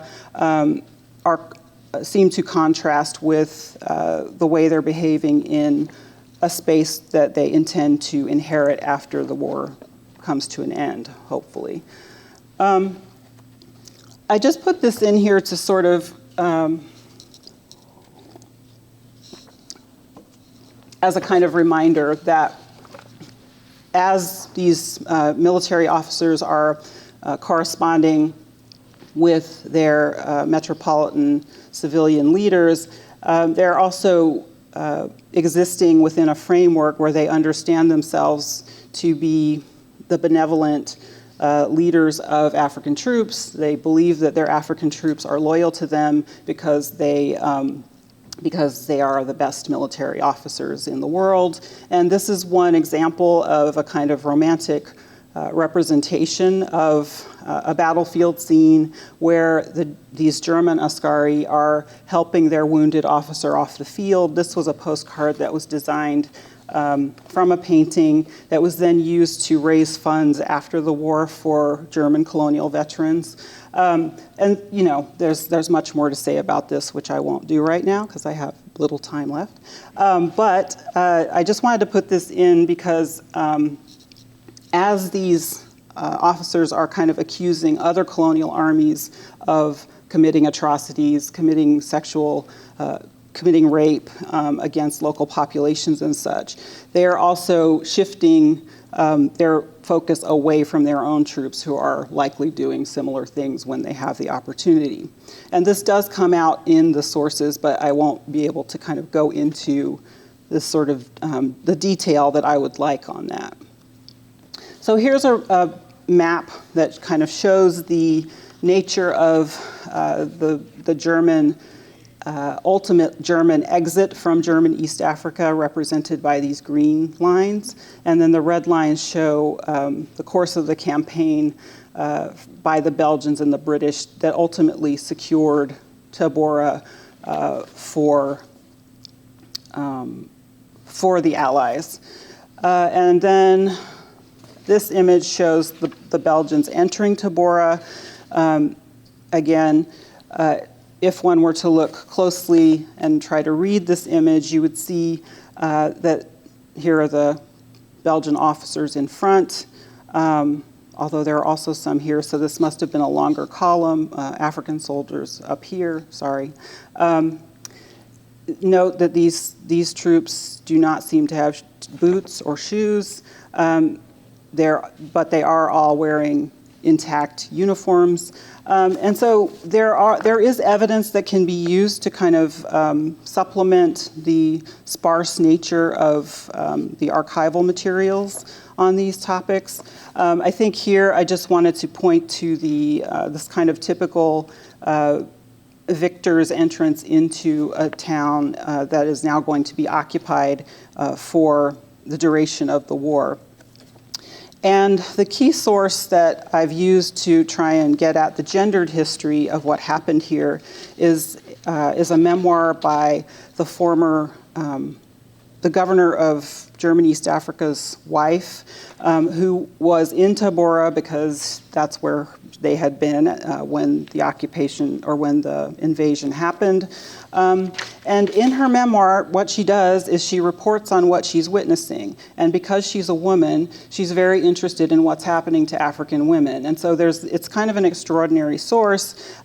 She is part of the same colonial structures as every other memoirist of this time. She participates in all of the same racist discourses about African peoples, but her lens on the treatment of women is quite exceptional. And so I'll just read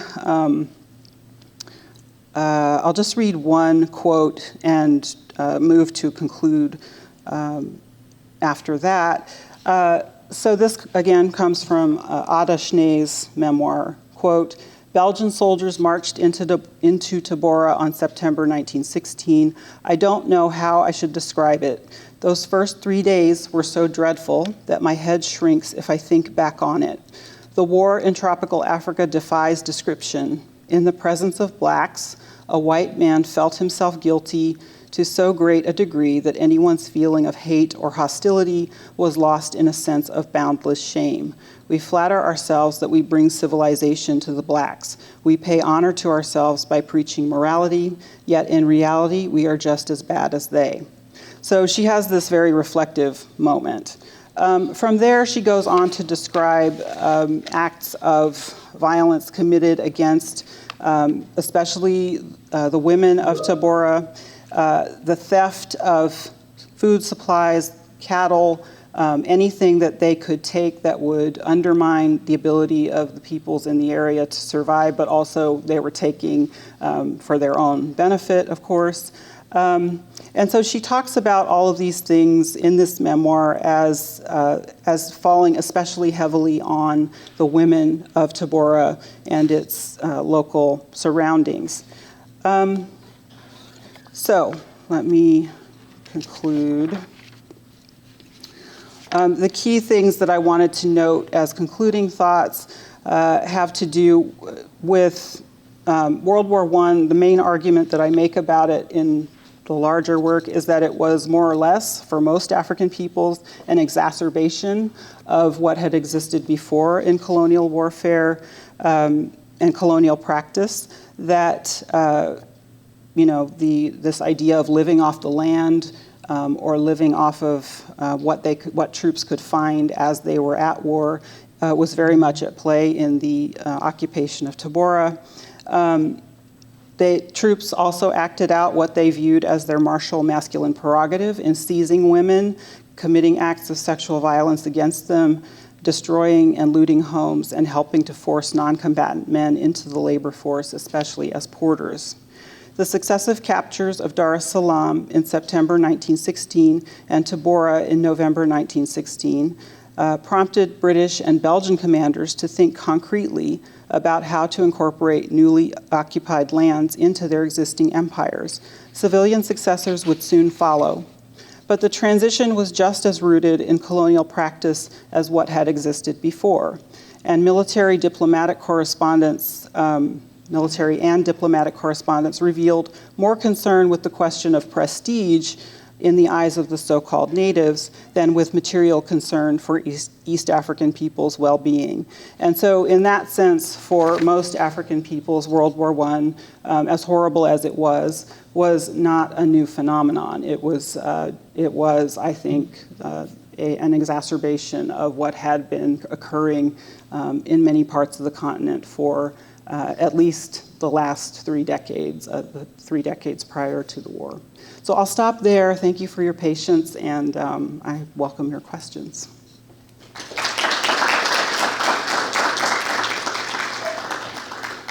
we have time for questions.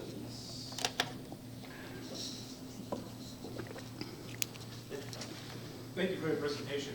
My question is about more socioeconomics of it, so especially of the Chilean uprising.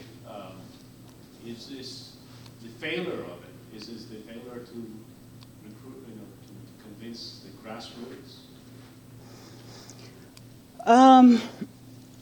Well, he did convince enough to be able to do it, and I think it seems clear to me that he didn't necessarily think they were going to succeed in overthrowing the British in Nyasaland, but that he was influenced, or that he espoused a kind of millenarian ideal that if they could start the process of convincing the British that they were doing something bad, horrible to the peoples of Nyasaland, that they could possibly change them. But in any case, it seems that he was willing to sacrifice himself and others in order to kind of make this larger point. So in that sense, it doesn't strike me from what I've read that he had a sense that this would necessarily succeed. But you said something about economics, and I wasn't sure what you were getting at there.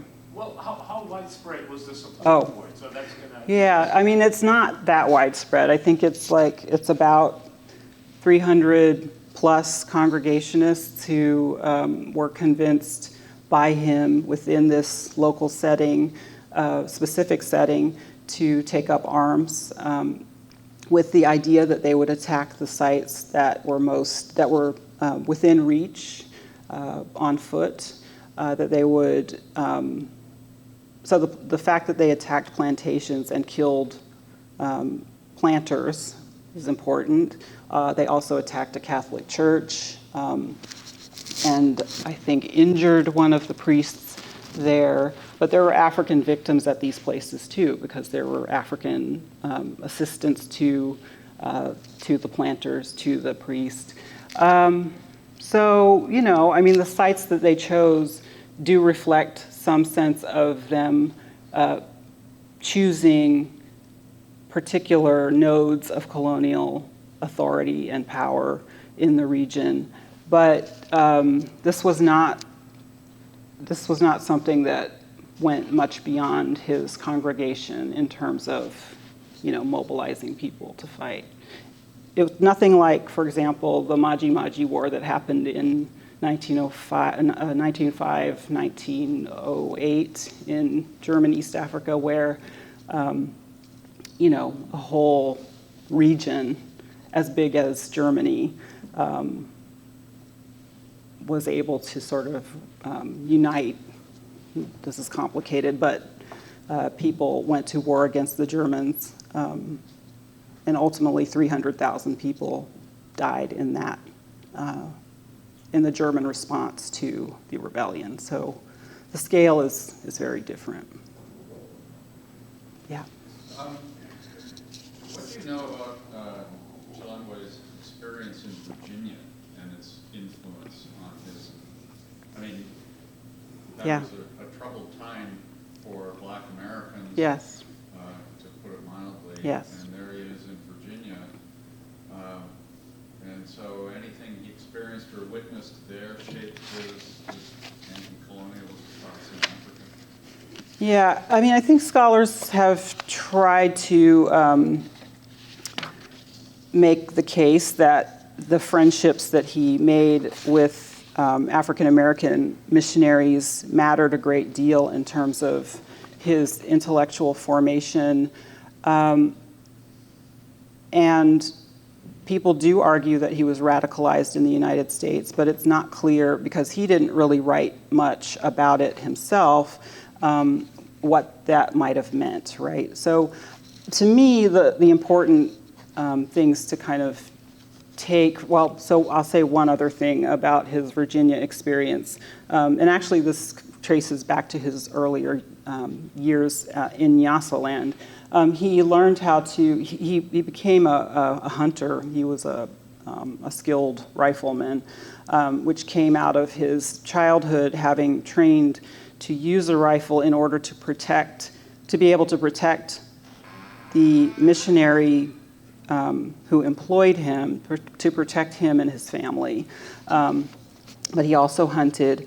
And it seems that that was also part of his experience in Virginia, that he somehow was also engaged in hunting activities, perhaps. But there's very, you know, my sense is that there are some assumptions being made about what his African American colleagues may have communicated to him. It might be more knowable if I knew more about the theologies of, especially of the Virginia Theological Seminary, which I have not pursued yet. But the Providence Industrial Mission and the kind of church that Chilemwe ended up founding, the industrial in there is a self-help. It gestures towards this kind of self-help idea where people would become self-reliant, not be dependent on the colonizers certainly, but also not on anybody else either. And so what's being cultivated is a kind of, you know, kind of a new vision of what might come if colonizers weren't there, and that what that would look like would be a continued kind of patriarchal structure where there were literate Africans who ran things. So it's not, in that sense, it doesn't look all that revolutionary. So there are some real issues in terms of the gendered nature of what's going on with Chilemwe's larger ideological formation. There was something else I was going to say about the self-help part, but yeah, I think there's a lot more to do here, and this really hasn't been touched since George Shepperson wrote this massive text called Independent African in the 1960s. and in some ways that book might be exhaustive, but it would be interesting to think more with some of the conceptual tools we have now in terms of diaspora and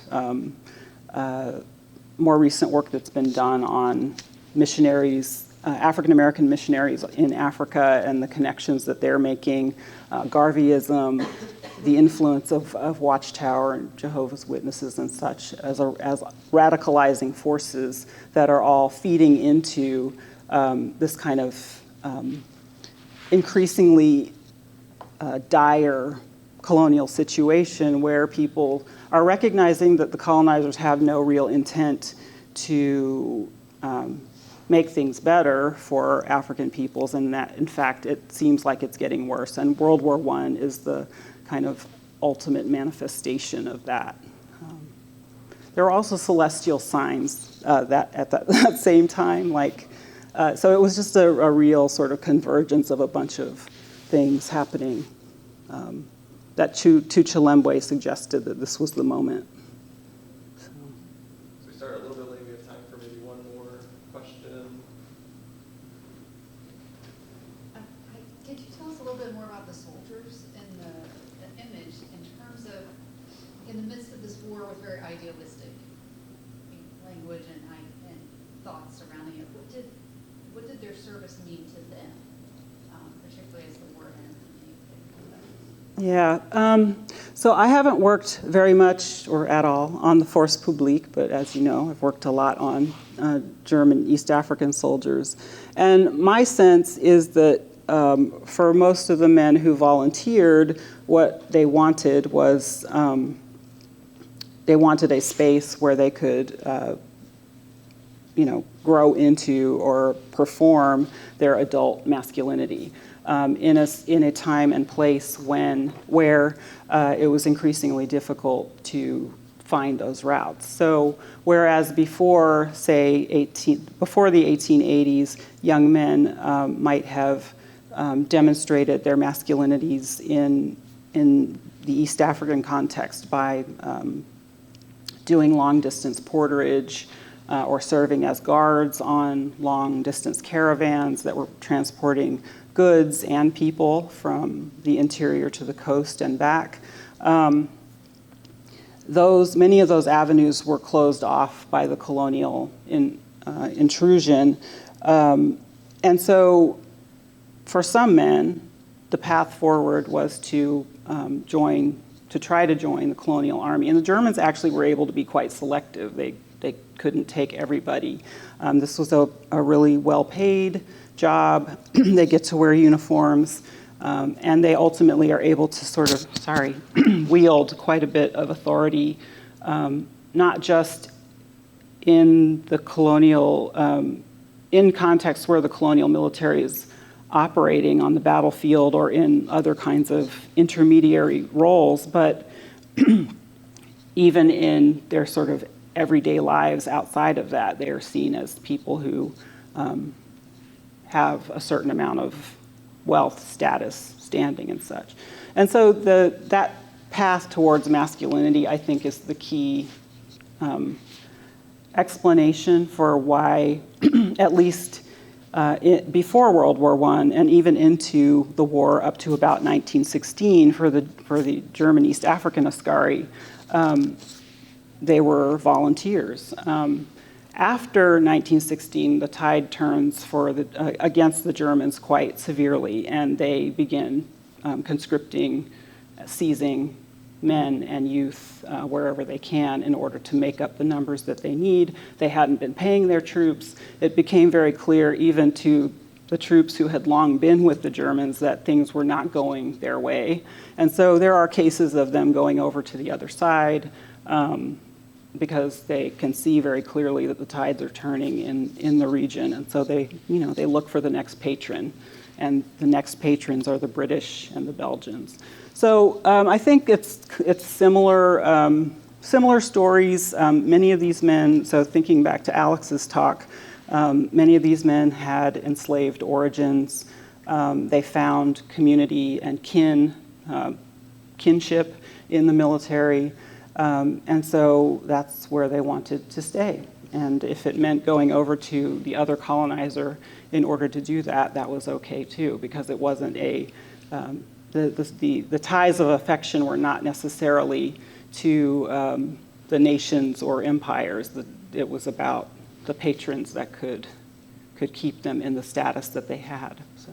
Get off okay, guys. All right. Where should I? Welcome back, everybody. I'm glad to, we're moving into the final sessions of our really, really exciting and rewarding conference. And I have the honor of introducing my longtime colleague, John Lee, who is going to talk to us about Greek mercenary soldiers in the Achaemenid Persian Empire from 450 to 350 BC.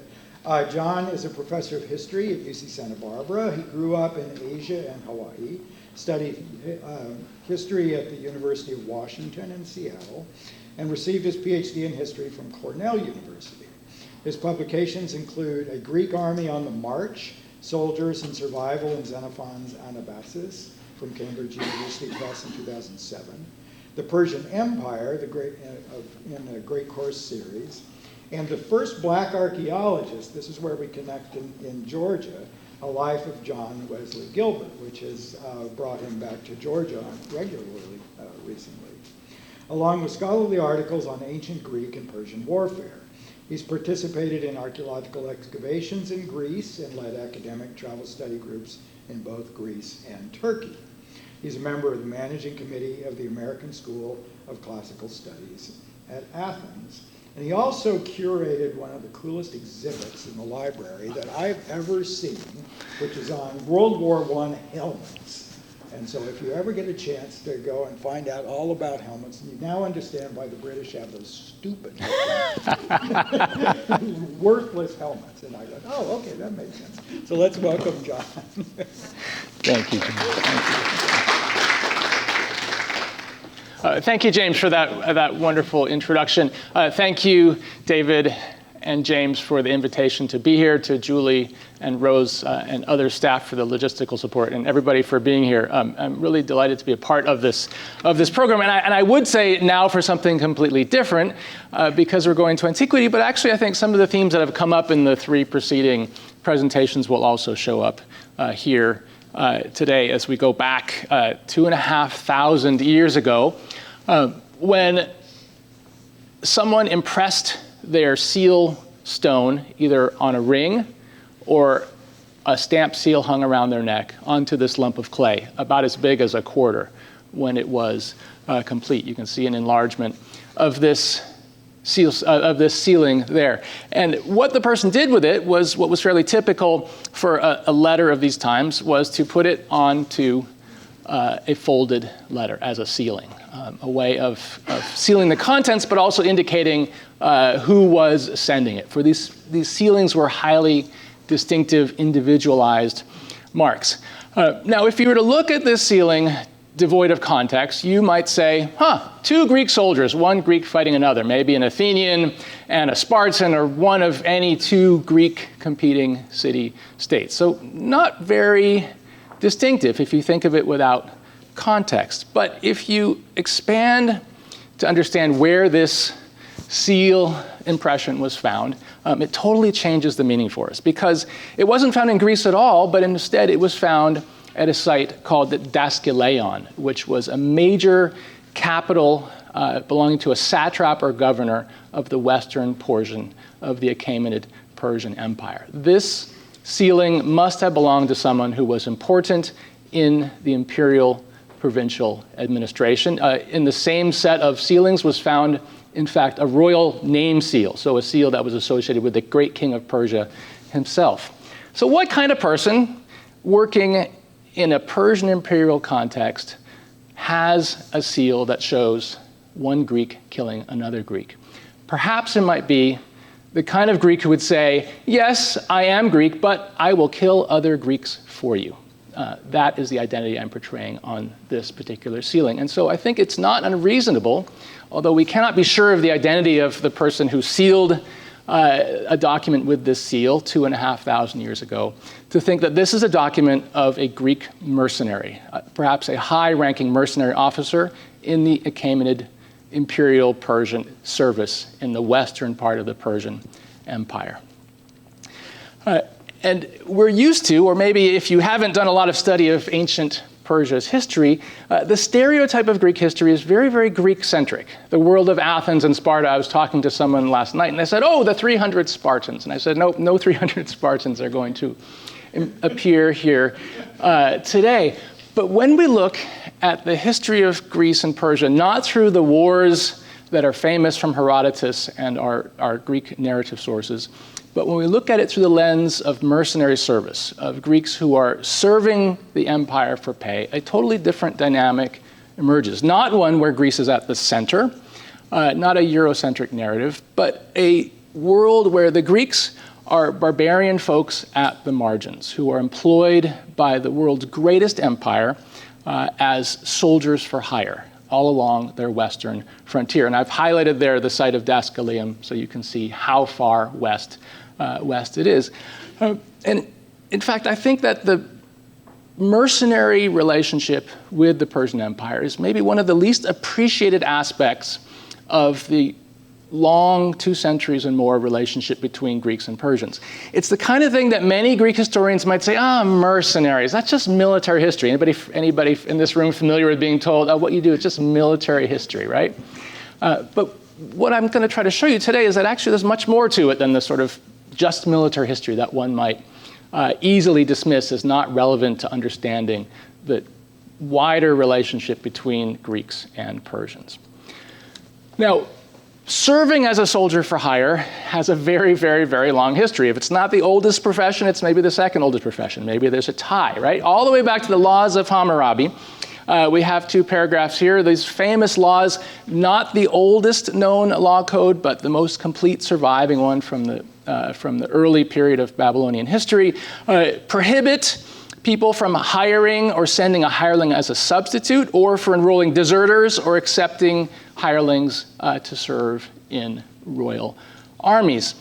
So very, very early on, the idea that you could hire people to serve as a soldier for you is present, and obviously the fact that there are rules against it means people were doing it. And in fact, if you jump down 1,000 years into the Neo-Babylonian period of the 600s and 500s, and the immediately following Achaemenid period starting in 550 afterwards, what you find is documents showing that soldiers for hire are very common. They're available in many different places. And I'll just show you one really fascinating example. Do not worry about the names. As I tell the students, they're not going to be on the exam.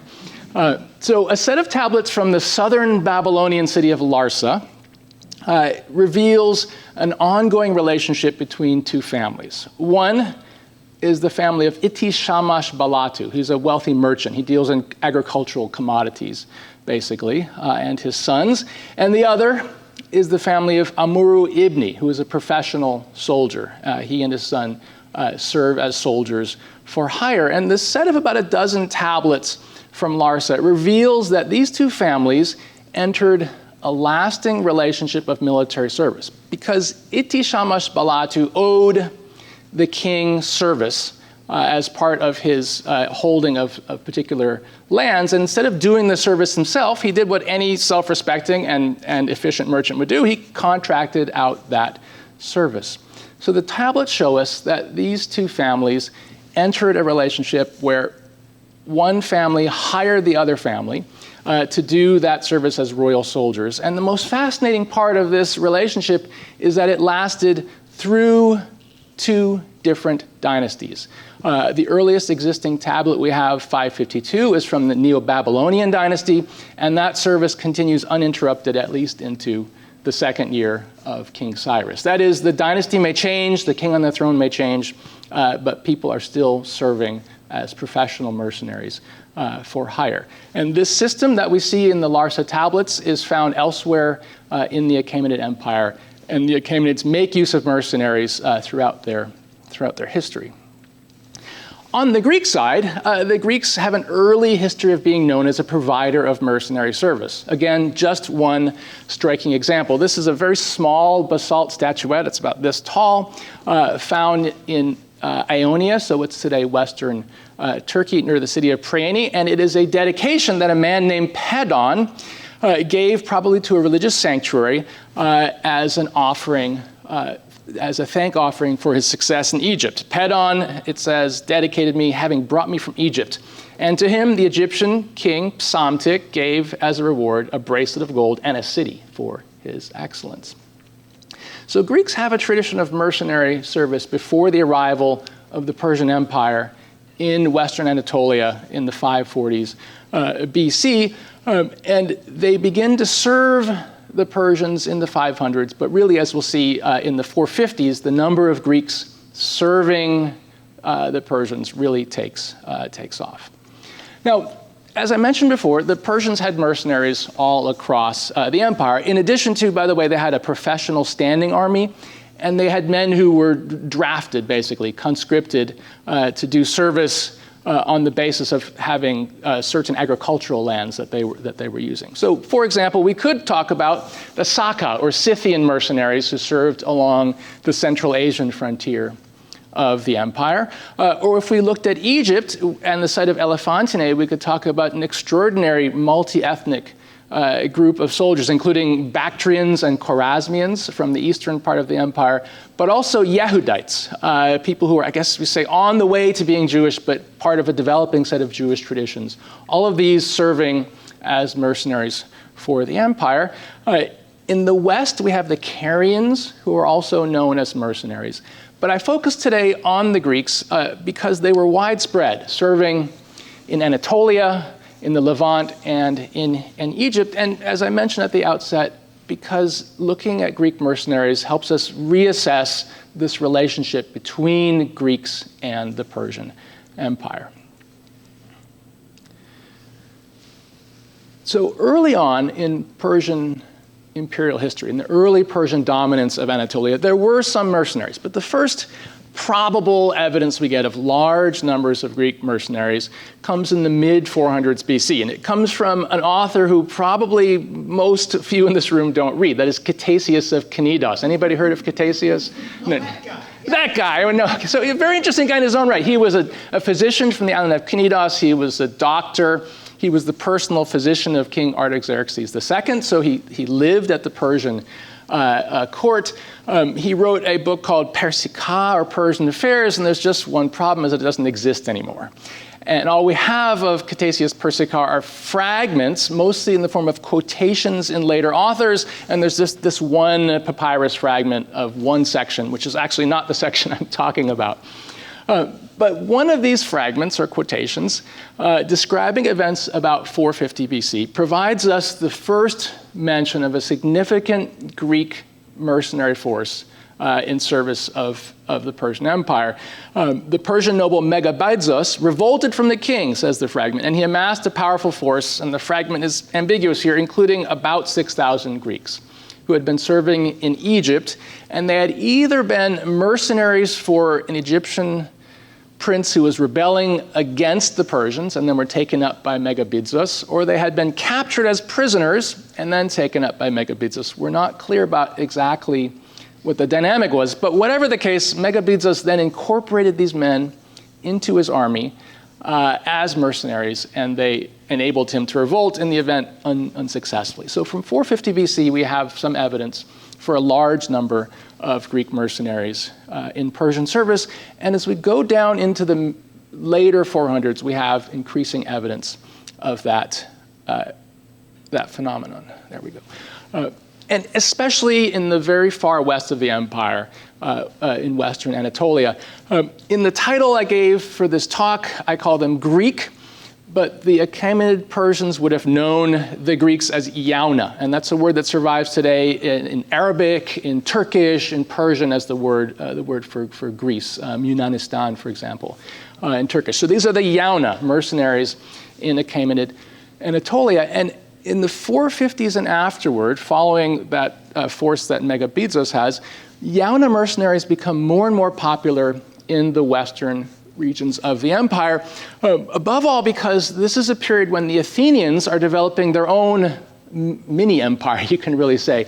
The areas in yellow are the Delian League, nominally a defensive alliance, but in fact, an empire run by Athenians for the benefit of Athens. And as this Delian League grows, the Persians find it necessary to put garrisons in their coastal cities, up and down the western coast. And satraps, or governors in the region, also find it very convenient to add Greek mercenaries as personal troops, bodyguards, or the core of their own satrapal army. We begin to see this in the 450s and afterward. Here's an example of one of those Greek coastal cities. This is the city of Notion, which is a little bit west of Ephesus. So Notion is not very famous today, but Ephesus is, so maybe that helps some of you place it. And we know from textual sources that Notion was the site of Achaemenid garrisons from about 430 onward. And I've often been to this site. The ancient city is on the top.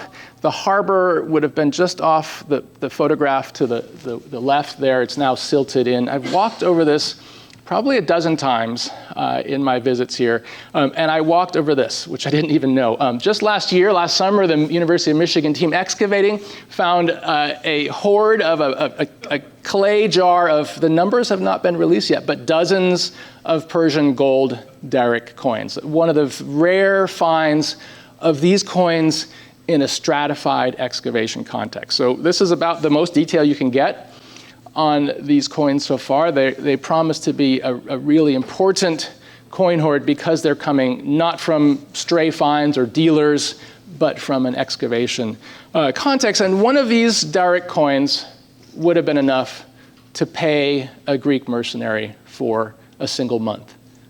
So is this one man's lifetime savings, or is this a little pay chest to be distributed to mercenaries? We still have to find out more about the hoard. Now, some of this wealth made it back to Greece, and it made it back to some very unusual places. For example, the region of Arcadia. Now, Arcadia is in the mountainous highlands of southern Greece, in the peninsula of the Peloponnesos. And if you look at the landscape there, you think, oh, this is not a very fertile land. It's very mountainous, it's very rocky. Yet, look at that temple. This temple, the Temple of Apollo, built in the later 5th century BC, is one of the most advanced, elaborate, and beautiful temples in the Greek world. Architecturally, architectural historians love this temple because of its advanced features, including a Corinthian column in the central part of a temple. What the heck is a temple like this doing in the backwater region of mountainous Arcadia? And one probable explanation is that the Arcadians were specialists at being mercenaries, and the temple reflects the wealth that Arcadian mercenaries were bringing back to southern Greece in the mid and later 5th century BC. And in fact, if we look at the religious dedications that are found near the temple, I've got a couple photographs here. The projectiles, the javelin points are full size, and then you have a little mini shield and a mini helmet. So this is a dedication that someone might make on the way off to campaign, or on the way back as a promise of something, or a thank you offering. So mercenary service had very important effects on the Greek economy.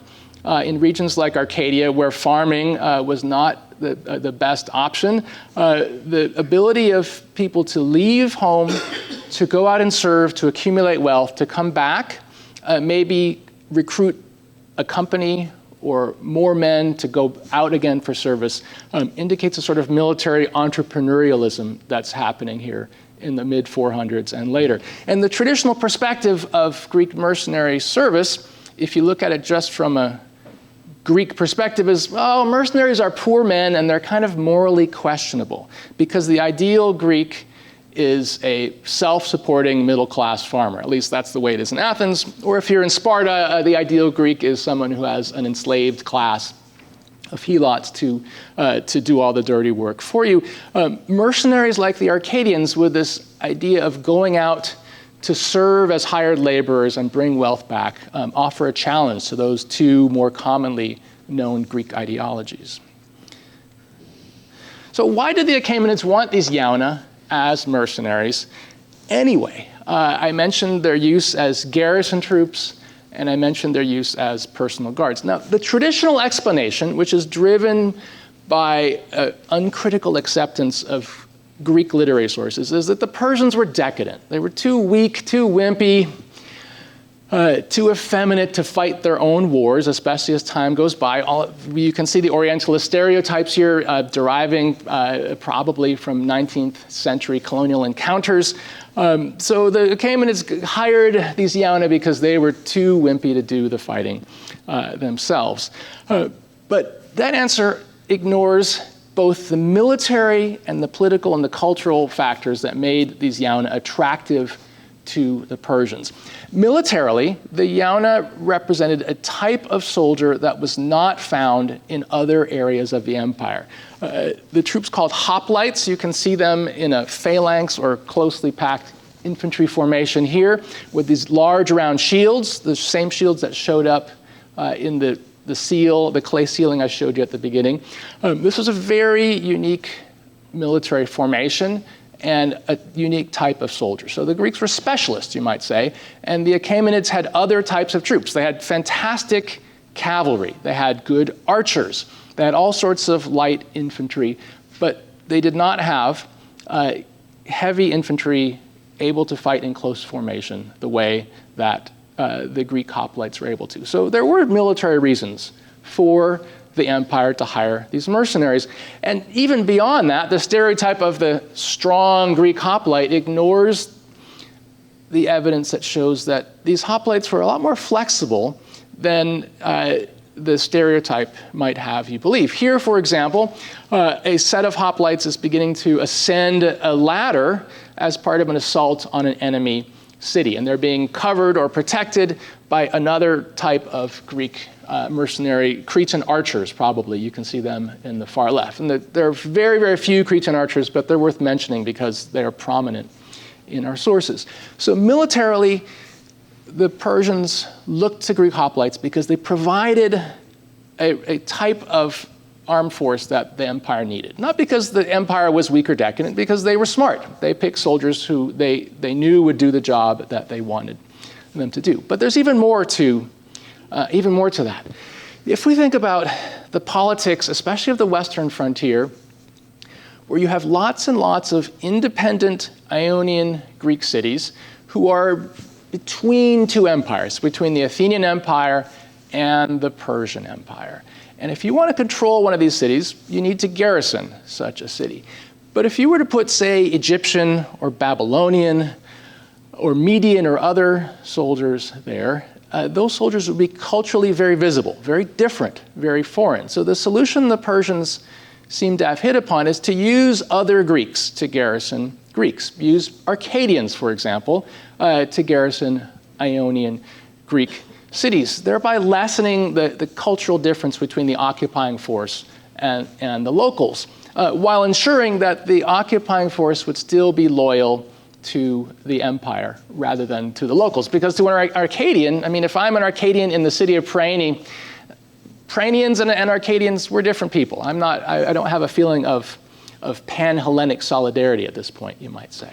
So in addition to the military factor, we have an important imperial political factor, and there's also the perspective of these satraps to consider.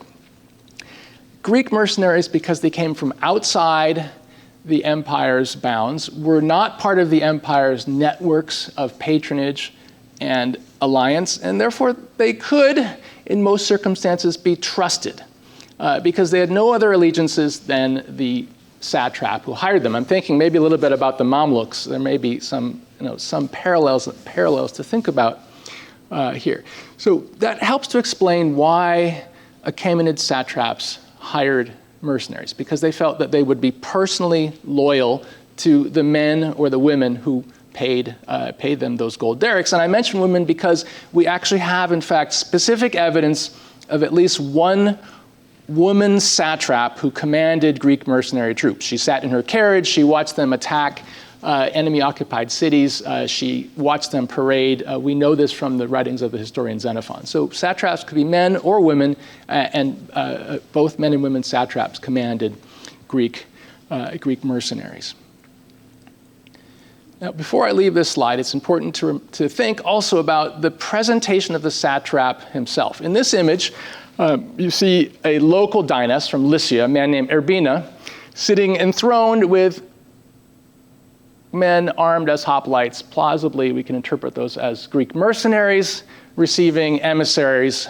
If we see this from a Greek-only perspective, that's the picture we see. But anybody who looked at this relief would also have been familiar with the Achaemenid imperial self-presentation. You can see the close parallels. Satrap on his throne, king on his throne, king is backed by armed attendants, satrap is backed by armed attendants, emissaries are approaching with a reverent attitude. So in having a personal bodyguard, satraps were in a way emulating or paralleling the kind of imagery that the Persian king himself was doing 2,000 miles away or so in Persepolis. Juxtaposing these two pictures, though, makes you think about the challenge to the empire presented by provincial governors, satraps, with personally loyal military forces, which is, you could use those forces to rebel against the empire. And we see that phenomenon beginning to happen in the 420s, but the most famous of all these rebellions occurs in 401 BC, when a young Persian prince named Cyrus the Younger raises no less than 12,000 Greek mercenaries to try to take the throne from his older brother, King Artaxerxes II. This is one of the most famous episodes, even for people who know nothing else about Greek history. This episode has made its way into popular consciousness. Cyrus manages to raise these troops in western Anatolia. He marches with them for several months across Anatolia, down the Euphrates Valley, and in a battle several days north of Babylon, he and his brother meet. The Greek mercenaries win him the battle, but Cyrus himself is killed in the fighting, leaving the mercenaries stranded in imperial territory. They try to negotiate their way out. They fail to do that successfully, and eventually the mercenaries begin to march northward toward the Black Sea. Their generals are lured to a treaty conversation and executed along the way, but they nonetheless managed to march all the way back to the western coast of Ionia by the spring of 399 BC. And of the 12,000 mercenaries who set out, only about 5,000 or 6,000 survived the entirety of that journey. And one of them is a young Athenian named Xenophon of Athens. Xenophon is an almost exact contemporary of Plato. He and Plato are associates of this guy named Socrates, so they hang out together with Socrates.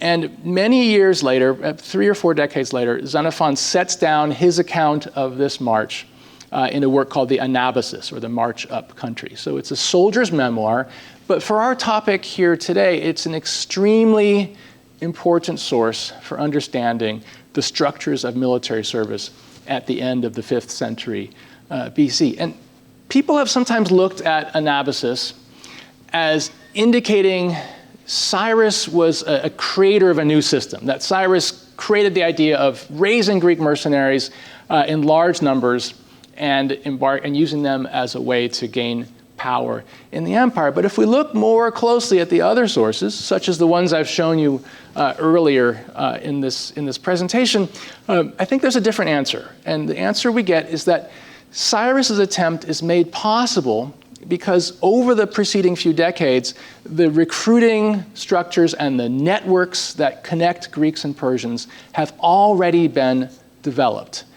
Cyrus could not have done what he did, raise so many soldiers and lead them so far, if he had not been able to draw on systems that were already in place. He did not create the relationships. He borrowed and expanded on things that had already been in place for decades before. So the old idea that Greeks begin to enter Persian service in large numbers because of Cyrus, I think needs to be inverted. Cyrus represents the product of a process that's begun decades before, and he clearly makes use not only of his own personal connections with Greeks, but also is able to send agents out into Greece, to Arcadia, to other regions such as Achaia and Boeotia, where individual captains are able to recruit units of 100 men or more sometimes and bring them along back to Sardis to meet up with Cyrus. So in our story today, I mean, you could get me started talking for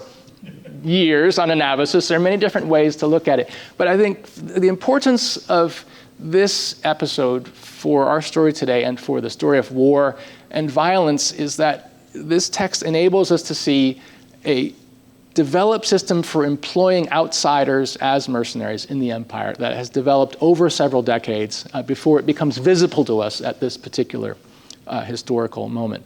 And if you're interested, this is especially for the students in the audience, there is a very good translation and commentary of Xenophon's Anabasis in the Landmark series. I see a student nodding. I see a couple of students nodding in the back, which is great news to see.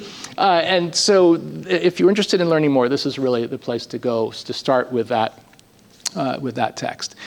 Now, the history of the Greek and Persian world after 401 is often overlooked. As I think Alex and I were talking about, people tend to rush by this period on the way to Alexander, right? Because once the Peloponnesian War is over and Athens and Sparta have fought, what is left except to rush, down to Alexander the Great and conquering hero? But it's a mistake because it ignores important developments that are happening, not just in mainland Greece, but in an increasingly interlinked Eastern Mediterranean world. Mainland Greece, Anatolia, the Levant, Egypt, these regions are becoming much more closely connected through trade, especially the grain trade, and through the use of Greek professional soldiers. Because in the 4th century BC, the Achaemenids continue to use Yauna soldiers in many different regions in very large numbers. And some of the people who fight the Achaemenids are also making use of Greek mercenary soldiers. So Greek against Greek, just like we see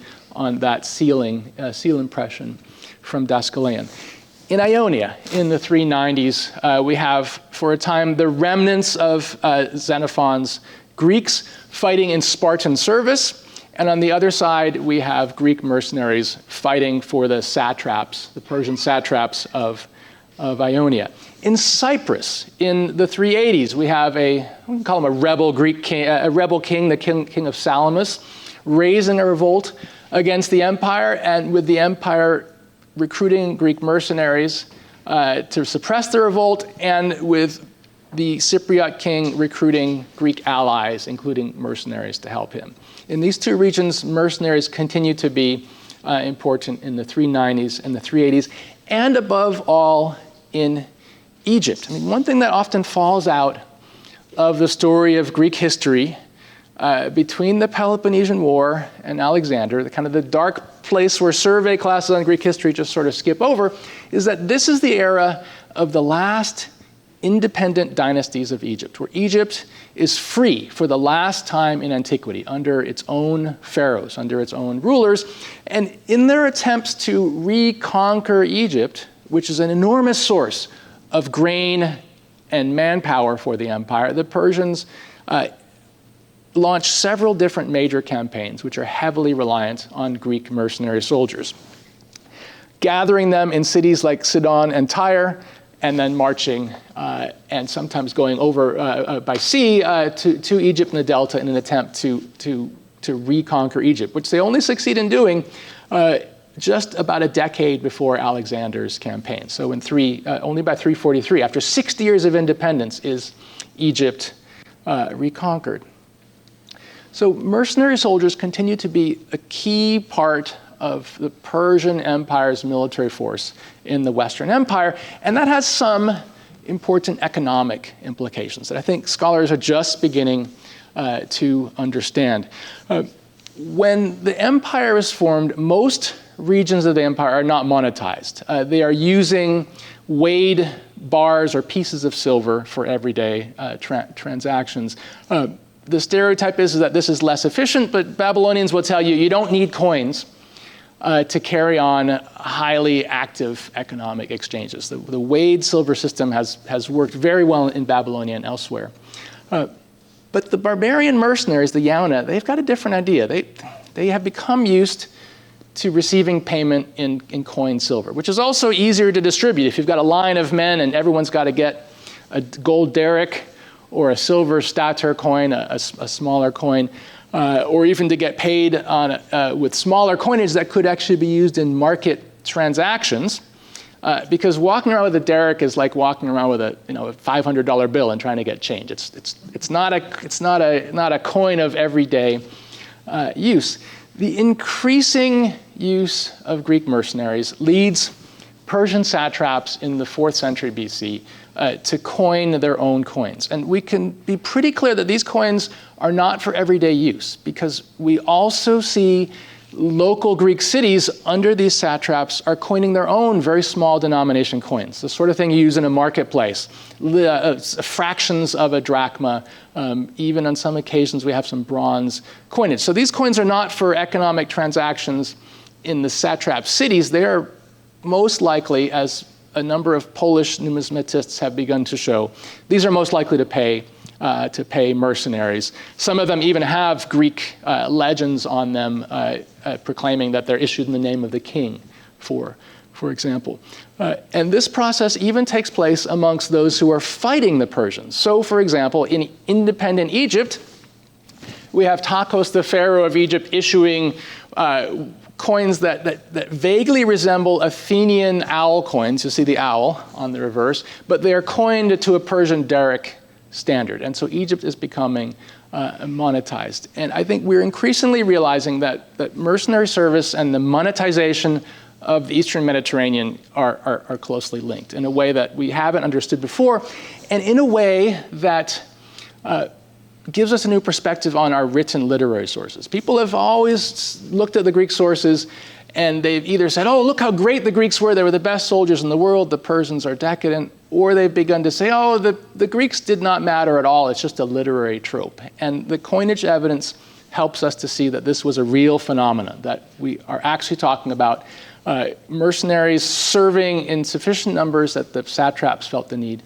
to coin coins to pay them. Now we're coming to the end of my time for talking, so let me just give you one more story here. Where does the story end, right? In the traditional understanding, the story of Greek mercenaries ends with Alexander, even though Alexander has his own mercenaries. But before then, we see a moment where Greek mercenaries become so integrated with the empire, they even marry into the Achaemenid royal family. And this story takes us back to where we began, at Deuskalion, with a man named Artabazos. And you can see a coin here. Some people think that's a portrait of Artabazos himself, the satrap of Deuskalion. Artabazos' father was Pharnabazos, the satrap of Deuskalion. His mother was Apama. Apama's father was King Artaxerxes, who defeated his little brother Cyrus and was the longest ruling king of the Persian Empire. So that's pretty good, pretty good royal imperial stock. And Artabazos, though, he has a Persian wife who dies. His next wife, we don't know her name, is not Persian at all, but she is the anonymous sister of two Greek mercenary generals, men named Mentor and Memnon, who were told they're from the island of Rhodes, but you can ask me about what it means to be Rhodian in 400. We're told they're from the island of Rhodes. They are apparently so undistinguished that we don't know the name of their father. And Mentor and Memnon, as mercenary commanders, are important in helping Artabazos first to regain control over his own satrapy. Before Mentor dies around 340, he helps Artabazos reestablish himself at Deuskalion and regain control over that area. After Mentor dies, Memnon plays a leading role in the Persian defense of the Western Empire against the invasion of Alexander. And if he hadn't died probably of disease in 333, you could imagine a future where Alexander's campaigns were not as successful in that western portion as he had planned. Their niece, by the way, may be the most famous of the whole family. So Barsine, the daughter of Artabazos and his Greek wife, so part Greek, part Persian, married first her uncle Mentor, and then after he died, remarried her uncle Memnon. This niece and uncle marriage is very common in the Greek and Achaemenid context, but she becomes most famous for having a child with Alexander of Macedon. She's forms an early liaison with him in the 330s. So we kind of end up here at Daskaleon where we began with that sealing stone. And I guess what I hope I've shown you today is that the relationship of Greeks and Persians that is often thought of as one of antagonism, as one that's focused on the Greek war for liberty and freedom against the Persian Empire, is actually a lot more complex. And it involves men from all parts of Greece serving Persian governors, serving the Persian king himself, even sometimes fighting to protect the royal family and the dynasty itself. In fact, the very last troops who were loyal to King Darius III when Alexander caught up with him were not Persians at all. It was a unit of 300 Athenian mercenaries. Those are the last troops who were loyal to King Darius of Persia. And so I'll just end you with one last thought. I mean, this is ancient history, right? It's all just ancient history. It's happened. It's what relevance could it possibly have today? Last month, I was reading the newspaper. There was a story in the Wall Street Journal about the new development of mercenary service. And one of the stories struck me here. This Colombian soldier, Johnny Pinilla, who fought for Ukraine. And the article recounts, one day, a Ukrainian commander said, "You might be fighting other Colombians. What will you do, right? Can you fight other Colombians?" He said, "It doesn't matter because anyone fighting the Russia is the enemy, whether from our country or not. So I may be a Yauna, but I will kill Yauna for you." So ancient to modern, I think there are some parallels that we could talk about. Thank you so much.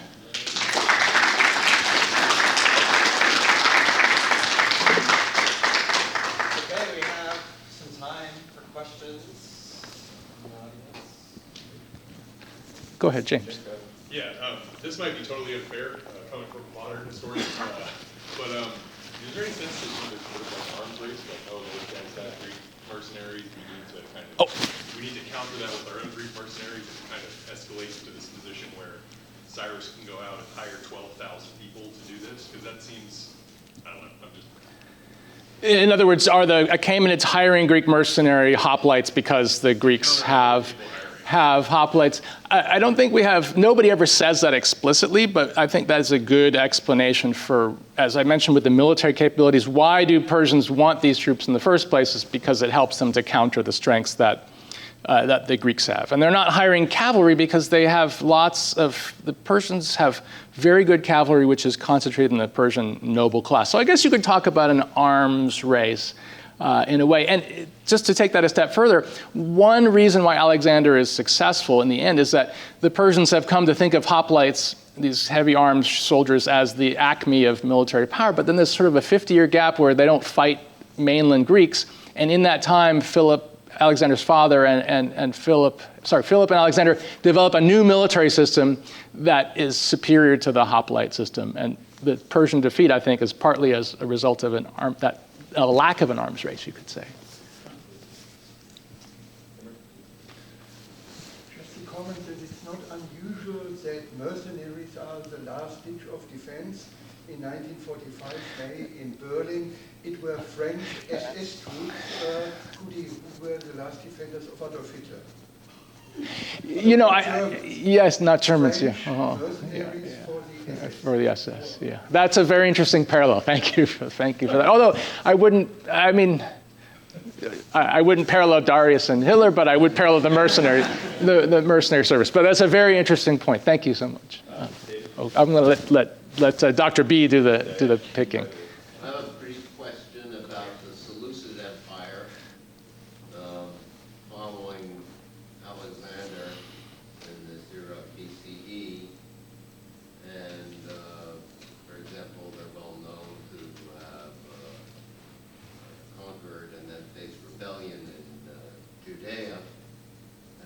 what degree did they rely on mercenaries? Was it even more than Alexander? Is the practice just widespread in this whole region? There are certain imperial periods in which it's especially widespread, and does it go along with cultural acculturation, mixing of cultures as well? That's a terrific question. So the three large successor monarchies to Alexander, the Seleucids, who have, say, Central Asia and Babylonia, the Ptolemies, who have Egypt, and the Antigonids, who have basically mainland Greece, they all make use of mercenaries, but there is a fundamental difference between the Achaemenid situation and theirs, because the Achaemenids are hiring mercenaries who they don't expect to settle anywhere, whereas all of the successor kingdoms end up having settlements of Greeks who come out and settle permanently, whether it's as far away as Afghanistan in the Seleucid case, or in cities of Egypt in the Ptolemaic case, or to a lesser extent in the Antigonan Empire. So there is a difference there, that mercenary service continues, but a big change is the creation of Greeks going overseas actually to settle permanently.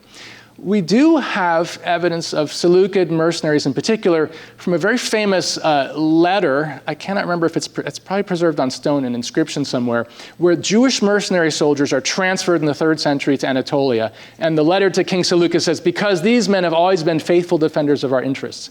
So you do have I think you could say, a longish term trend of those Yehudites at Elephantine, and then the Jewish mercenaries that show up in that Seleucid letter. So there are mercenary colonies of that sort who are also appearing. But that's a great question about the change from pre and after Alexander.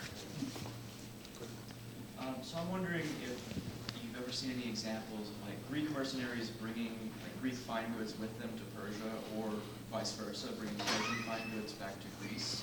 To where because like you see in more modern examples, when mercenaries go overseas, they often like extract antiquities and wealth and more material goods rather than just money. As far as Greeks bringing things to Persia, we don't have evidence that we can attribute to a person who's a mercenary. In the other direction, Xenophon's Anabasis gives us some really significant evidence. So there is a mercenary commander who accumulates a certain amount of wealth. His name is slipping my mind, but this wealth includes, first on the list is not gold or silver, but a carpet worth 10 minas. And a mina is, it's a very expensive carpet. So we have explicit evidence from Anabasis that these mercenary troops were interested in Achaemenid luxury artifacts, and that they acquired them and brought them back.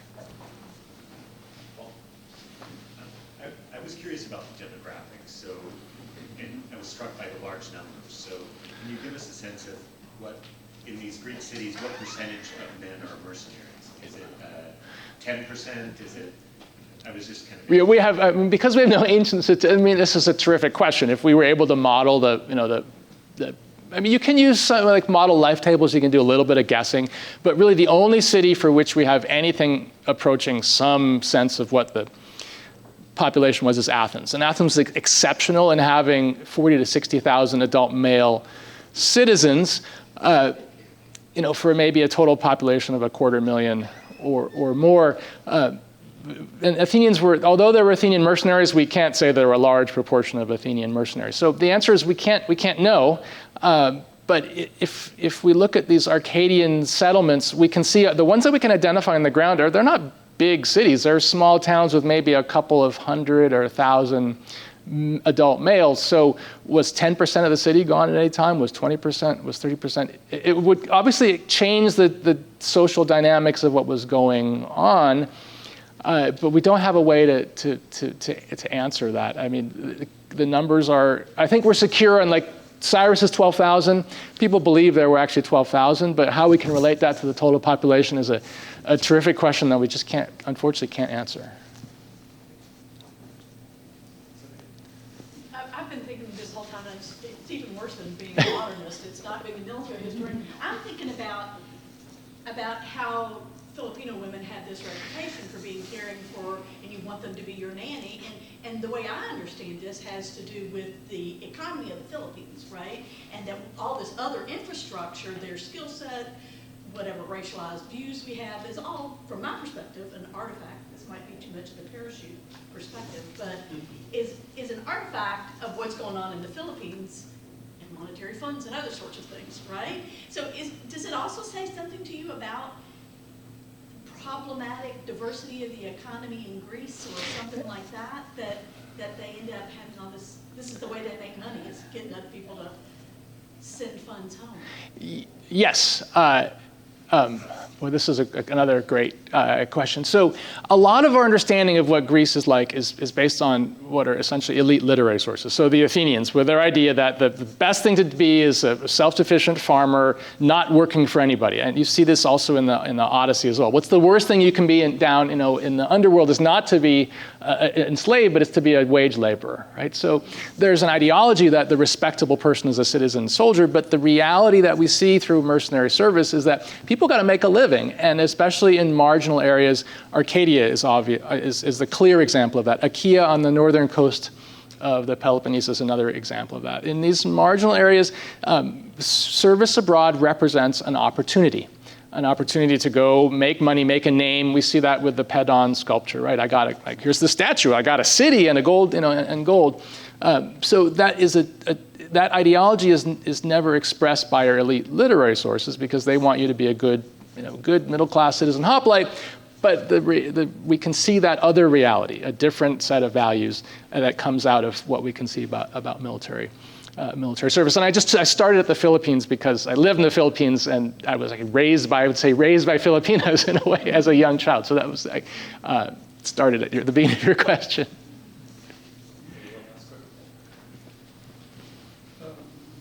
Circling back to the Mamelukes. So the Mamelukes were brought in as allied mercenaries, forced enslaved mercenaries, but nevertheless a special military class. So they became then at the end ruler of Egypt. In ancient time for the Greeks, either in service of the Achaemenians or of a city along the eastern Mediterranean, did any part of this mercenary force ever made it from being mercenaries to be rulers themselves? A few mercenary commanders became petty tyrants of small cities along the coast, but no one ever made it to the very top level of ruling a kingdom or even the empire. But I would end with this. If Cyrus and Artaxerxes had fought and the battle had gone the other way, you would have had Greek mercenaries as the personal attendants of the new Persian king entering Babylon. I mean, the what-ifs of history, I think, in that case are really extraordinary. How the world might have been different in that case. Okay, so I think we're going to wrap up this talk, but join me one last time. Thank you.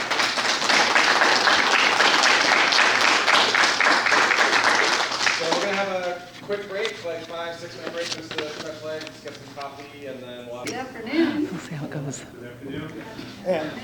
So welcome back. Thanks again to UTA and the History Department for hosting this event. My name is Kara Dixon-Buick. I'm not from UTA, so I'm cosplaying here. That's the theme today, I guess. But I come from TCU, and so Dr. Greg Sandy asked me to introduce my friend and colleague, Sabrina Thomas, and I'm really honored to do so. So Sabrina Thomas is an associate professor of African American History and War and Society at Texas Tech University. Can you hear me? I think it's the other one. Okay, it's the other one. That's the problem. Yep. There we go. All right. I'm a historian, not. Okay, so Sabrina, as a scholar, brings together several historical fields through her transnational approach to understanding the legacies of war. She examines the experiences and policies surrounding transracial children born from international conflict, revealing how ideologies of race, sex, and nation intersect to shape the lives of children and families. Her first book, Scars of War, The Politics of Paternity and Responsibility for Amerasians of Vietnam, which is published by Nebraska in 2021, examines policymakers' decision to deny citizenship to these children despite being children born to American fathers, and places that history no longer has history of restrictive immigration policies and post-Vietnam War era politics in America. The book won the 2021 Best First Book Prize from Phi Alpha Theta Historical Honors Society And she's currently working on her second book, The Soul of Blood and Brothers, Brown Babies, Black Amerasians, and the African American Response. Her research on children, immigration, war, and even writing and researching during the coronavirus pandemic has appeared in the Journal of American East Asian Relations, the forthcoming Cambridge History of War and Society in America, and the Journal of Diplomatic History. Dr. Thomas has won awards from the NEH, from the University of Minnesota, and she serves on the board of the Tim Lai Foundation for Amerasians, sort of putting work into practice.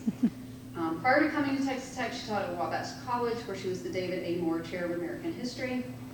If you're interested in her previous life, you can learn about her prior history as volleyball coach and as an academic coach on the fabulous podcast Military Historians for People Too. What you will not learn on that podcast, which I will tell you, is that she models the kind of welcome and support that we want for our profession, and her generosity has benefited students far beyond her own. It's my honor to welcome Dr. Thank you. That was so nice.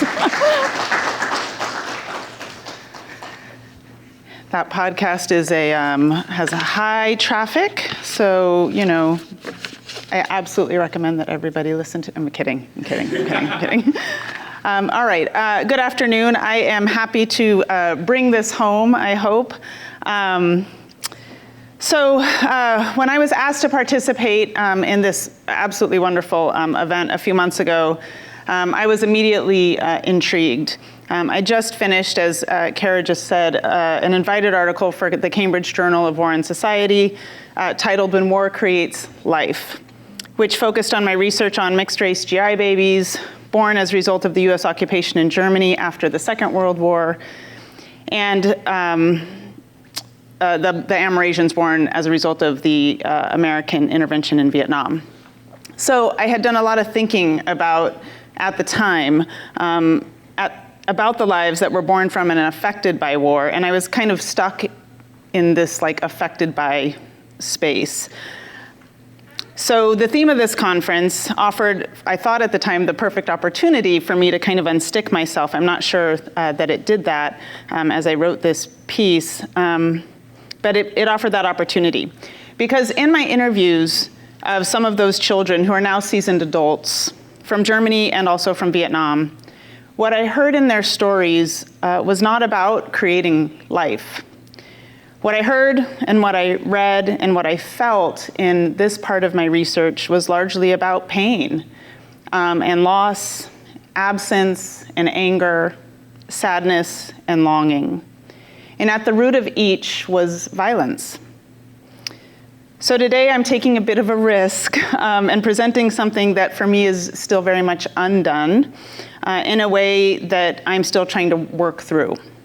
So I welcome your feedback and your critique and your questions at the end as I consider kind of how I'm going to move forward with this project that I hope forces us to think a little bit more broadly about the violence that war produces after it ends, not the violence that ends the war, or even the violent consequences of war, but the ways in which war violence reverberates over generations through the bodies and the memories of those created by the conflict. And I have a cool PowerPoint in case it's really bad. You can look at stuff.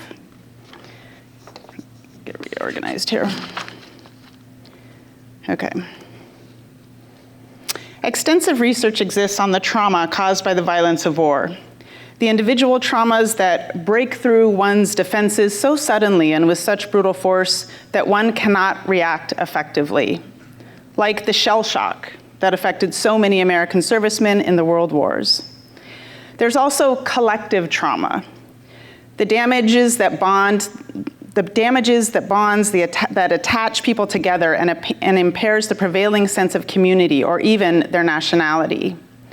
This was the case with the American Civil War and the Vietnam War, both which forced Americans to reconsider what it meant to be American and to reconstitute a new national identity. In this way, the trauma that results from the violence of war is a cultural process linked to the formation of collective identity and the construction of collective memory. But trauma is also generational. So research on the children of Holocaust survivors and more recently descendants of enslaved African Americans reveals that for those who did not live through the violence that produced the trauma, but rather were created by it, the trauma becomes both scientific and unimaginable. Psychologists and psychiatrists agree that the psychological effects of intergenerational trauma are often detrimental to an individual's mental and emotional health, in many cases resulting in a distorted identity formation. They specifically recognize that for Black people, the harms of racism, discrimination, harassment, violence, often culminate in racial trauma, in emotional and psychological wounding, systemically transmitted over generations through families. This was the case for the estimated 5,000 children fathered by African American soldiers and white German women during the US occupation of Germany in the decade after the Second World War. While they composed a minuscule yet very visible number of the approximately 94,000 GI babies fathered by US servicemen in Germany, these so-called brown babies are an important subsection of what memory scholars describe as the second generation, or the generation after. They are the descendants of those who survived the violence of the Second World War, both victors and defeated, and they are the inheritors of both the violence and the trauma. Different from most Generation Nexers, who tend to remember the cultural or collective trauma of the war through the stories, experiences, or behaviors of those who were actually there, brown babies generally lacked that kind of connection, the result largely of illegitimacy, abandonment, naivete, childhood instability, or secrecy around their births. In some cases, mothers who survived the most heinous moments of the war, including those whose children were the products of rape, passed their trauma to their children through their silence around the conflict and their own survival. So rather than inheriting the memories or the narratives of a war that preceded their existence, brown babies carried that trauma in their skin.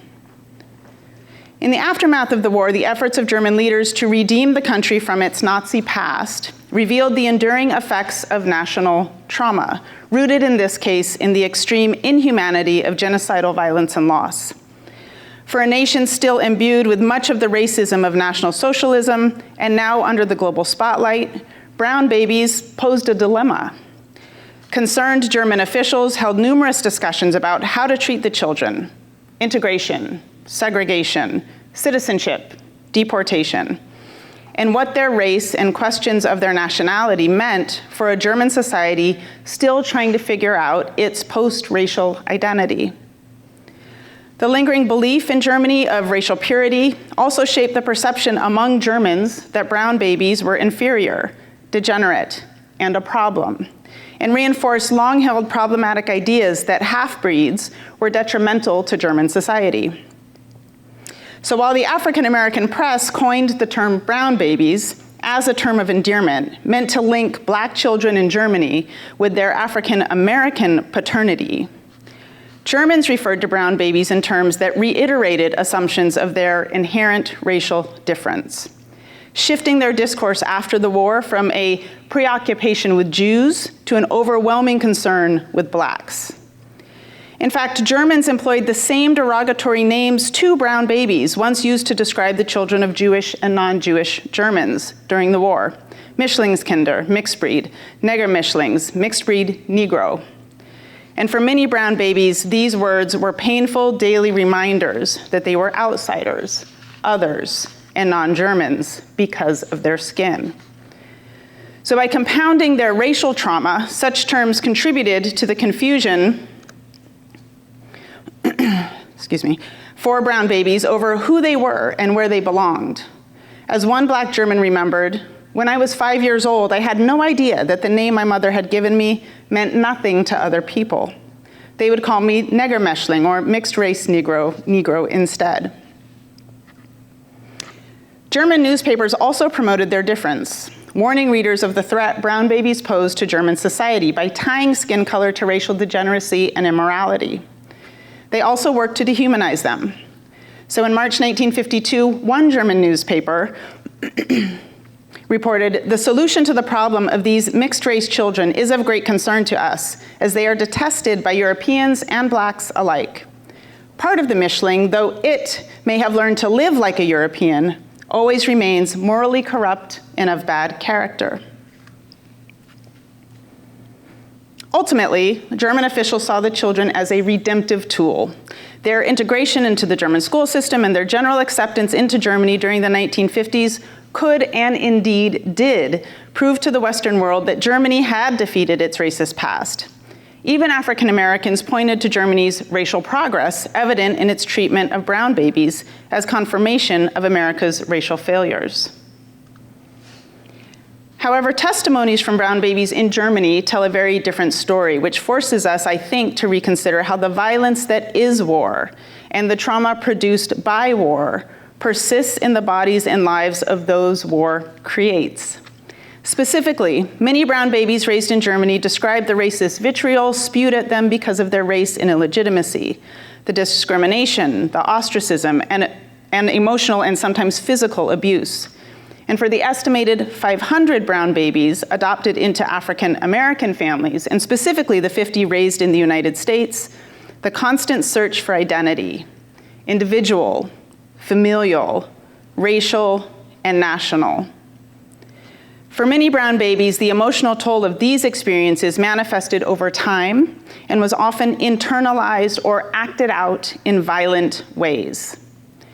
Although brown babies never experienced actual war or its direct consequences, the circumstances of war framed their lives and complicated their identities, creating a deeply held trauma that exposes the various ways that the vestiges of conflict persist. So I offer today the beginnings and the pieces of a story that provides some insight into a variation on the violence of war, and that I hope gets us thinking deeper about the lived experiences of transgenerational violence and trauma and their meanings, not on those who served or sacrificed or even survived war, but those who were born from it.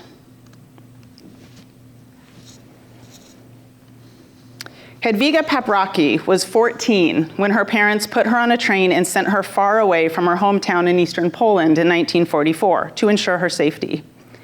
As in all wars, allies and enemies in World War II often enacted the violence of war upon female bodies. And in the Paprocki family, the ongoing fears of rape as a particularly gendered form of violence used by the Russian army to torture and to abuse Polish girls and women necessitated quick action. Upon her arrival in Germany, Hedwiga was one of the 8 million displaced persons and among the 20,000 who were children. Due to her age, German officials registered Hedwiga with the German Youth Welfare Services to assert guardianship and provide her with food and housing. Like many women after the war, Hedwiga faced unimaginable levels of poverty, malnutrition, and psychological trauma. And according to her letters, she also terribly missed her family. By 1949, she joined the numerous other German girls working at one of the local clubs that served American soldiers near Marburg. And it's here that she met First Lieutenant Daniel Brown, one of the 25,000 African American soldiers serving in segregated units in Germany after the war. Hedwiga had never seen anyone quite like Brown. And like many other young women in Germany who engaged specifically with African American soldiers, she fawned over his generosity and his kindness and his access to money and goods. Although it's a bit unclear how serious Brown took their courtship, Hedwiga believed she was in love. Within months, the young refugee who had left her home and family under the threat of military and sexual violence gave birth to her first child. And while Brown knew about the pregnancy, the timeline gets a little bit fuzzy in the record from here. As was the case for most African American servicemen who tried to marry their German girlfriends and or claim their mixed-race children, the military quickly stepped in. While it appears that Brown did request permission to marry Hedwiga, he did not attend his son's birth. Rather, records show that after opening an investigation into Hedwiga, US military officials declared her to be a woman of ill repute and ordered her to cease contact with Brown immediately. In accordance with military protocol and US anti-miscegenation laws at the time, officials also quickly transferred Brown away. So perhaps this is where the trauma began. Because while Germany tried to distance itself from the racial policies of National Socialism, the US military's rejection of interracial unions and mixed-race children reinforced them. More importantly, efforts to prevent race mixing among US troops, most evident in the military's segregated units, reflected current American values and laws that justified the forced prenatal separation of Daniel from Brown because of Brown's race. Hence, after his birth, race also marked Daniel as illegitimate, with no father present to claim him. Because he was Black, German authorities also insisted that Hedwiga, herself still a ward by age but also now by immorality, simply could not raise him, and they pointed to the assumed problems both Hedwiga and her son would face because of his race. Hoping to mitigate the potential harm of brown babies on German society, officials pressed German mothers to relinquish their children to the state. For many mothers, challenged after the war with poverty, social stigma, family pressures, and sometimes returning white German husbands, abandoning their child seemed to be a practical option. Others understood it as the only way to escape their shame of sleeping with a Black man and the stigma of mothering a Black bastard child. As one German mother lamented in 1950 to the Chicago Defender, "I know I will never be able to marry a German boy, and I have no friends. Maybe I should have done what many other girls who had brown babies did, killed it when it was born." Regardless of the motivation, many mothers believed the claims of German youth service workers that because of their race, brown babies would suffer expected developmental problems if raised by their German mother and families, and abandonment to the state was the only way to guarantee a successful future. Child abandonment and family separation can be dramatic, but for those brown babies old enough to remember their mother's complicity, it proved particularly damaging. Black German Eike Ugel Marshall remembers crying uncontrollably after realizing at the young age of 9 that her mother had left her in a Kinderheim far away from her home. "I cry," she says, "but she doesn't hear me." Judy Fambro Billingsley also remembers her abandonment moment. At 2 years old, she clung desperately to her sister. Overcome with guilt and doubting her self-worth, she remembers asking, "Why am I here? And what did I do? Is my mother angry with me? Where is my mother?" Even though it's unclear whether Hedwiga actually abandoned her son, or if she fell victim to the authority of German youth officials who took him from her, Daniel still struggles to reconcile his personhood with the internal trauma of what he describes as maternal abandonment and separation.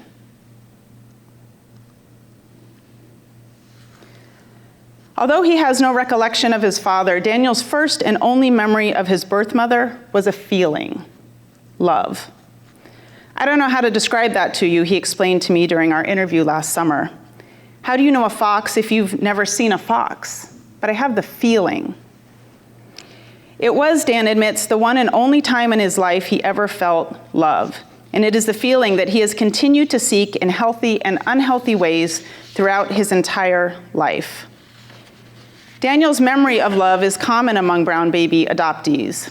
60 years after her adoption by an African-American family around the age of 3, Maria described always feeling that she had a brother and a grandfather in Germany who loved her very much.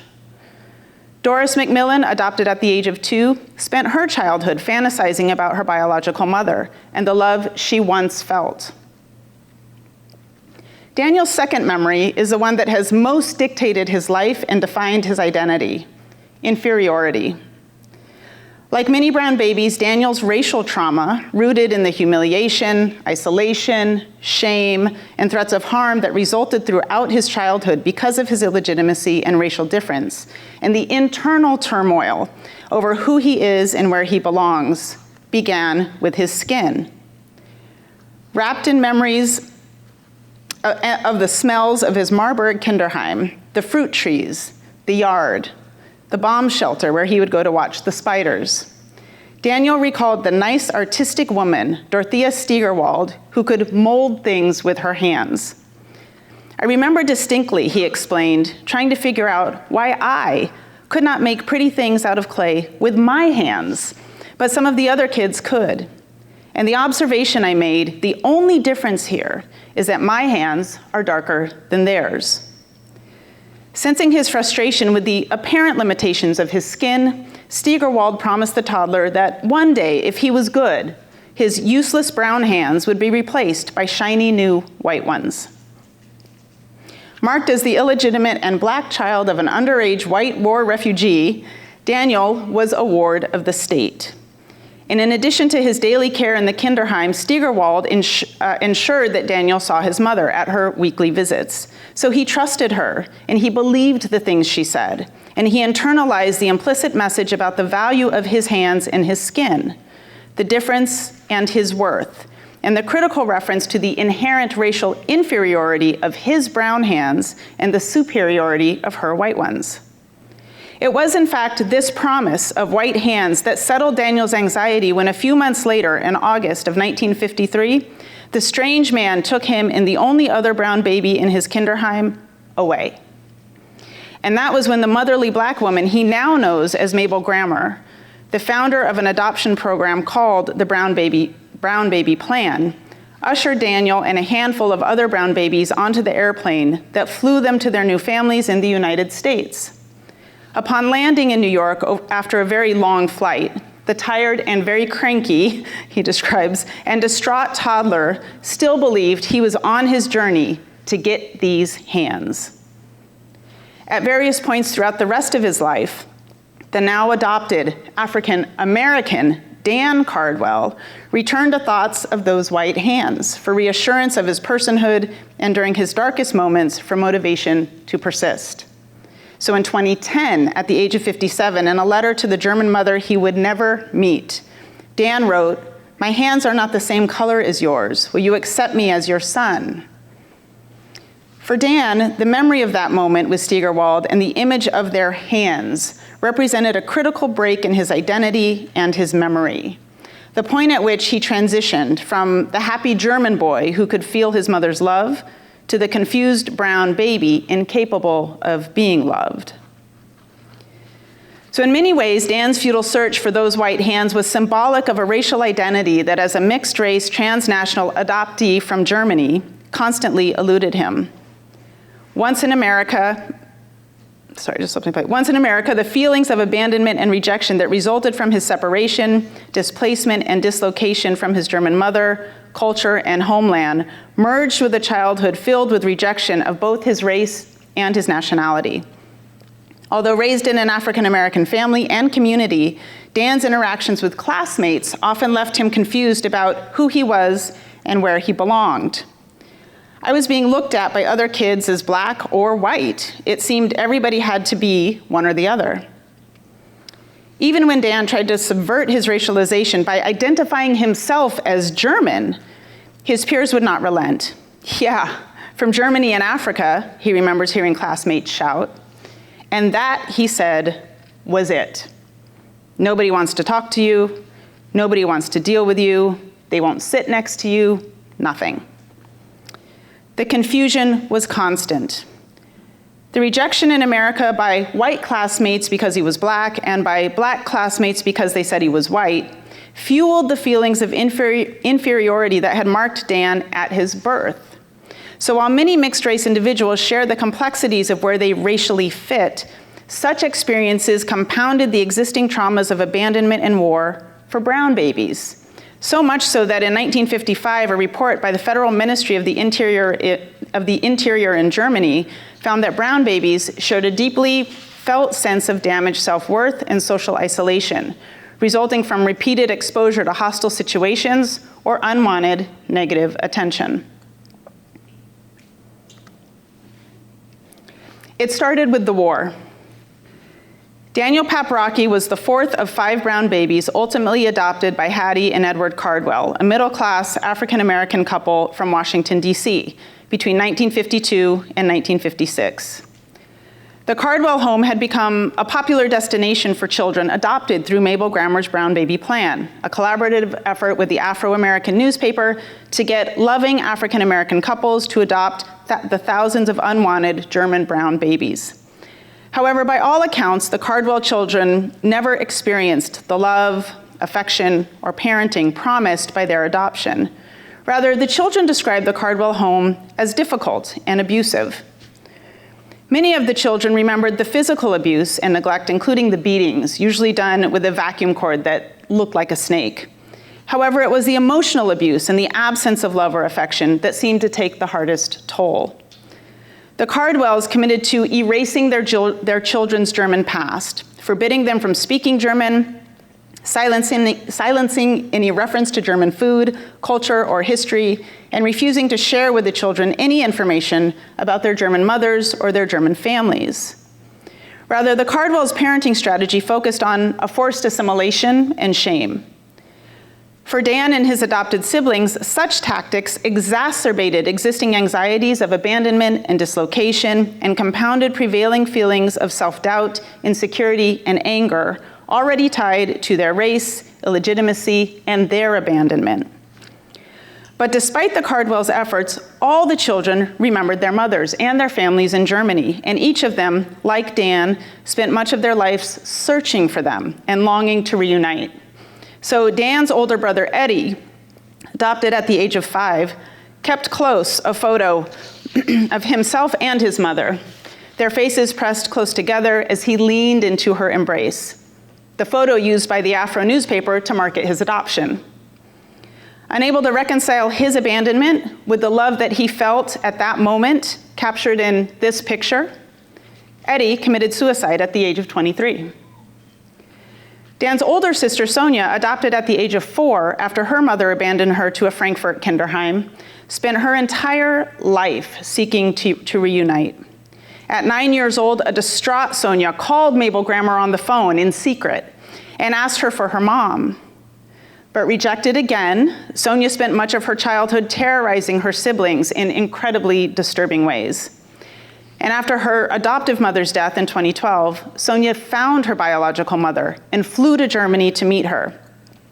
After waiting for her mother at the airport for almost 20 hours, Sonia realized that this would never be. And like Eddie, she also died too young, just a few years later, failing to ever reconcile who she was or reconcile who she could be. For almost 50 years, 75-year-old Daniel Cardwell has traced and retraced the movements of his biological mother and father from their first encounter in Marburg, Germany in 1949, to his own birth in 1950, and to the untimely deaths of both his biological parents, his mother in 1983 and his father by 1952. And he has acquired thousands of pages of records, of documents, and newspaper clippings. He's taken numerous trips to Germany and to his mother's village in Poland. He's even learned a bit of German along the way, as he tries to piece himself together into one complete person. It is, one might say, an obsession. Like many adopted children, Daniel suffers the trauma of child abandonment and questions of identity. According to adoption scholars, the maternal rejection and separation many adoptees, domestic or transnational, experience produces a primal wound that manifests itself in numbed affect, anxiety, depression, lifelong difficulty in trusting others, and in the same intrusions and constrictions suffered by survivors of war. It is this wound that often motivates adoptees like Daniel to embark on searches for birth parents, to unearth the past, and to reconstruct their origin story in hopes of understanding who they are, and to piece themselves together. War aggravates the primal wound. Children born from war, and specifically children like Dan, born from forced or voluntary encounters with the enemy, face a complicated relationship with the violence of the conflict that produced them and that complicated their identities. So while research shows that all children who experience war suffer the psychological trauma of physical, familial, communal destruction, loss, and violence, children of the enemy carry the additional burden of social exclusion and persecution. For For transracial and transnational children born from war, much of that trauma is also buried in their skin. Extensive research reveals that mixed-race children are constantly forced to confront the duality of their existence and the inherent contradictions embedded in their skin color. The visuals matter for mixed people, writer Matt Johnson explains. They matter in the dynamic between how the world tends to see us versus how we see ourselves, and they matter particularly when the two are disparate.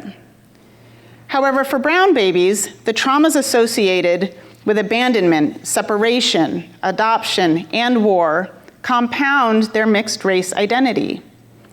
The struggle to reconcile two races, two cultures, two nationalities foregrounds the dynamics of cultural belonging and national identification as occurring between two discrete categories of identity.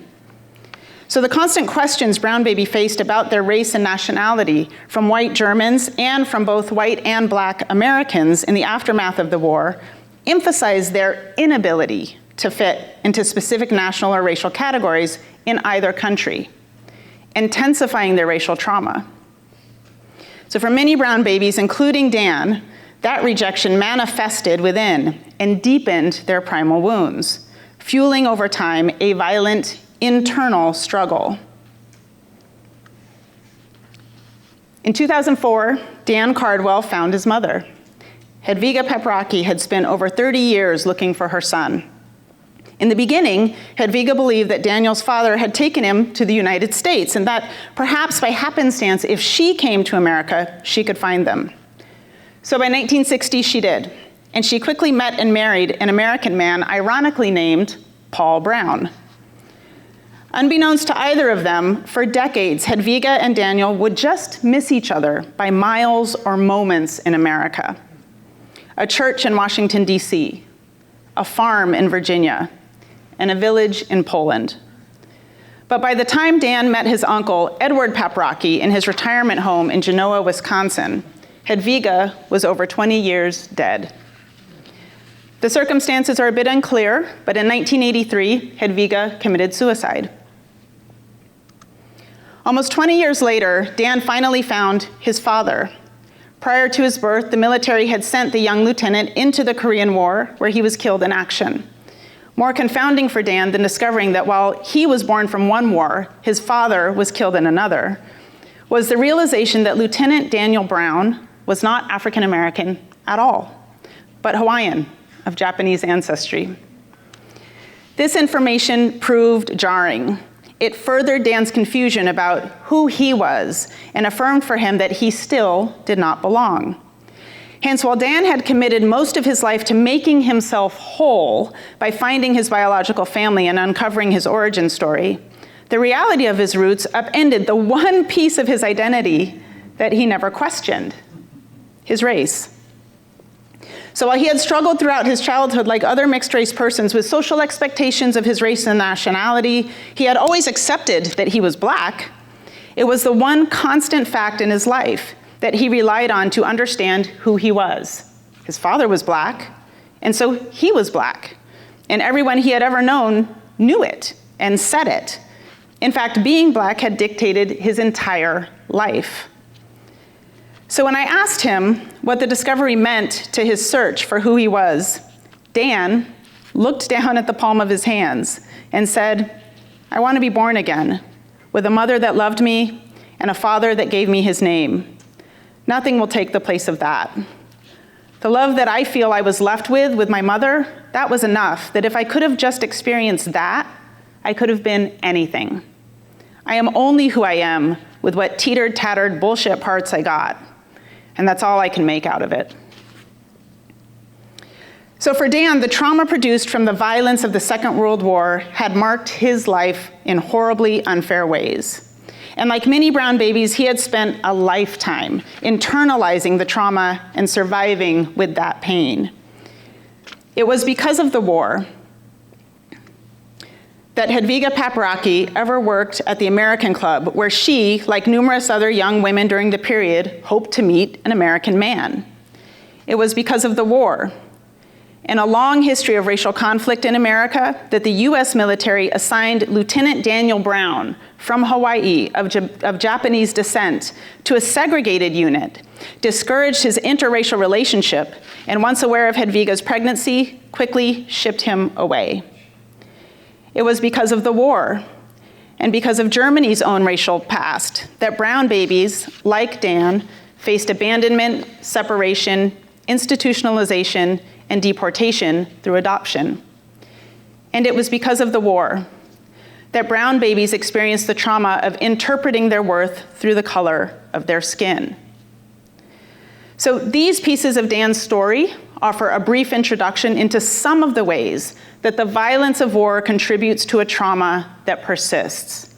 While the Second World War exposed the atrocities of Nazi racism, the violence from the war without created in Daniel a war within, an inner conflict where questions of identity and belonging always came back to the value of his skin. And I didn't mean that to rhyme, but Ice-T is here, so I'm gonna take that. Thank you.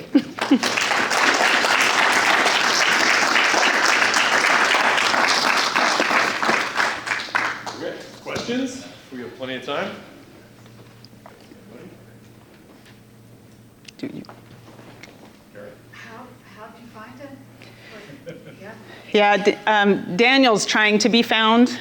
Like he's seeking resources, I think. So he's been out there kind of talking about the brown baby situation for a while. He's super, I think he's feeling kind of the pressure of time, plus his obsession, which he is very much committed to figuring this out. So I reached out to him. I had seen him, I'd heard him, and so I reached out to him and did a few interviews with him. And he's trying to write his own story, which I very much appreciate. But I was trying to kind of capture. I've never met somebody so kind of internally, with so much internal emotional drive for something. And so I'm struggling with how to capture that and do it justice. But that's how I found him. Yeah. Alex, I think Joan, you want to go first, and I'll ask you. Okay, so thank you. That was really moving, and maybe if you have a chance to talk to Daniel again, I would express thanks for being willing to share that story. And I hope that for him it's meaningful and powerful that others hear his story. I mean, I think at a human level, I hope that brings him something. Yeah. Being from Hawaii, I'm curious about Daniel Brown, the Hawaiian of Japanese ancestry with the last name of Brown. I mean, how much have you been able to follow his story? Because is it possible that he was in fact mixed race himself, and that Daniel might actually be African American, but in a different way than he might have thought? It's absolutely possible. So one of the things with this, because Dan is doing his own thing, is trying to be really careful about what I pursue. So I have not pursued any information on his father. This is a more recent kind of thing for him. But I've seen a picture of him, and I can certainly see lots of possibilities in there, or none, right, is the problem. So yeah, that's definitely a possibility. I'm not sure he's pursuing that. It felt like with his father, he kind of got confirmation of his name and birthplace and death, and then he's kind of moved away from that. I don't know what that means. But yeah, that's certainly a possibility for sure, considering everything. Yeah. Thank you so much. This was what a way to end. I mean, really powerful. Two questions. One, not to kind of shift the attention from Daniel, but you said over 90,000 children born. How does the experiences of the, let's say, white compare? Yeah, compare it to this. Yeah. And the second question will be, actually, when you posted, showed the slide of Caldwell's, I was like, man, wonderful family. Mm-hmm. And then you kind of crushed it all. That's what I do. Can you comment on why did they adopt the children? Is there a program, kind of encouragement, incentive? they clearly were not good parents. So in terms of white children born in Germany, there's a lot of variations of what happened to them depending on paternity in some cases, but generally, in comparison to brown babies, you had the kind of the additional opportunity to blend in, and for maybe returning husbands to accept a child who may look a little bit more like him or be a little bit more willing to overlook some of the indiscretions that perhaps his wife was doing when he was gone. But many of those children were also institutionalized for a variety of reasons, and they were adopted from lots of places. Some went to Norway and Denmark, and it kind of depended on where they were and the situation and the resources, but they were not institutionalized because they were white in the way that brown babies were institutionalized because they were black, and they obviously didn't face the same kind of racial stuff. There's still illegitimacy problems, and white soldiers still had problems bringing their kids, claiming and bringing their kids. The military's protocol was pretty consistent. It was just worse for interracial relationships and mixed race children.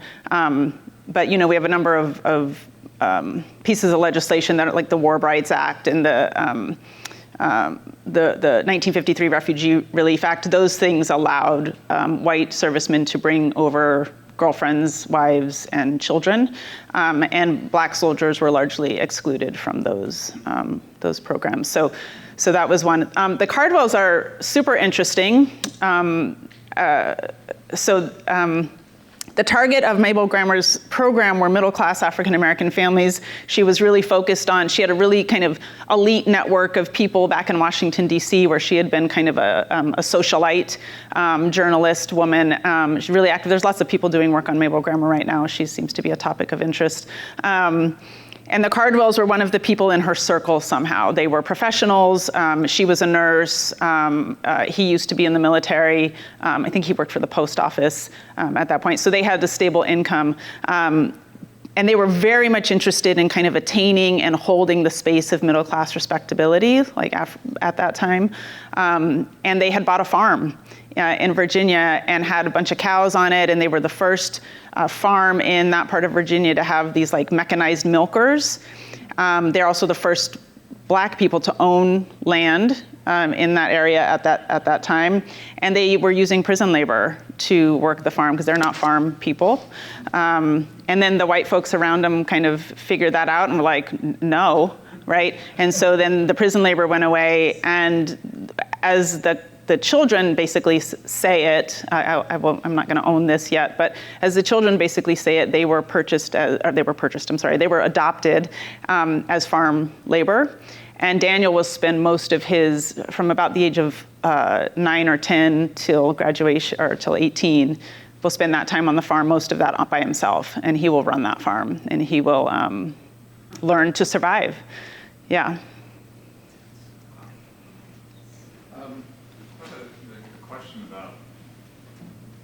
Narratives? Yeah.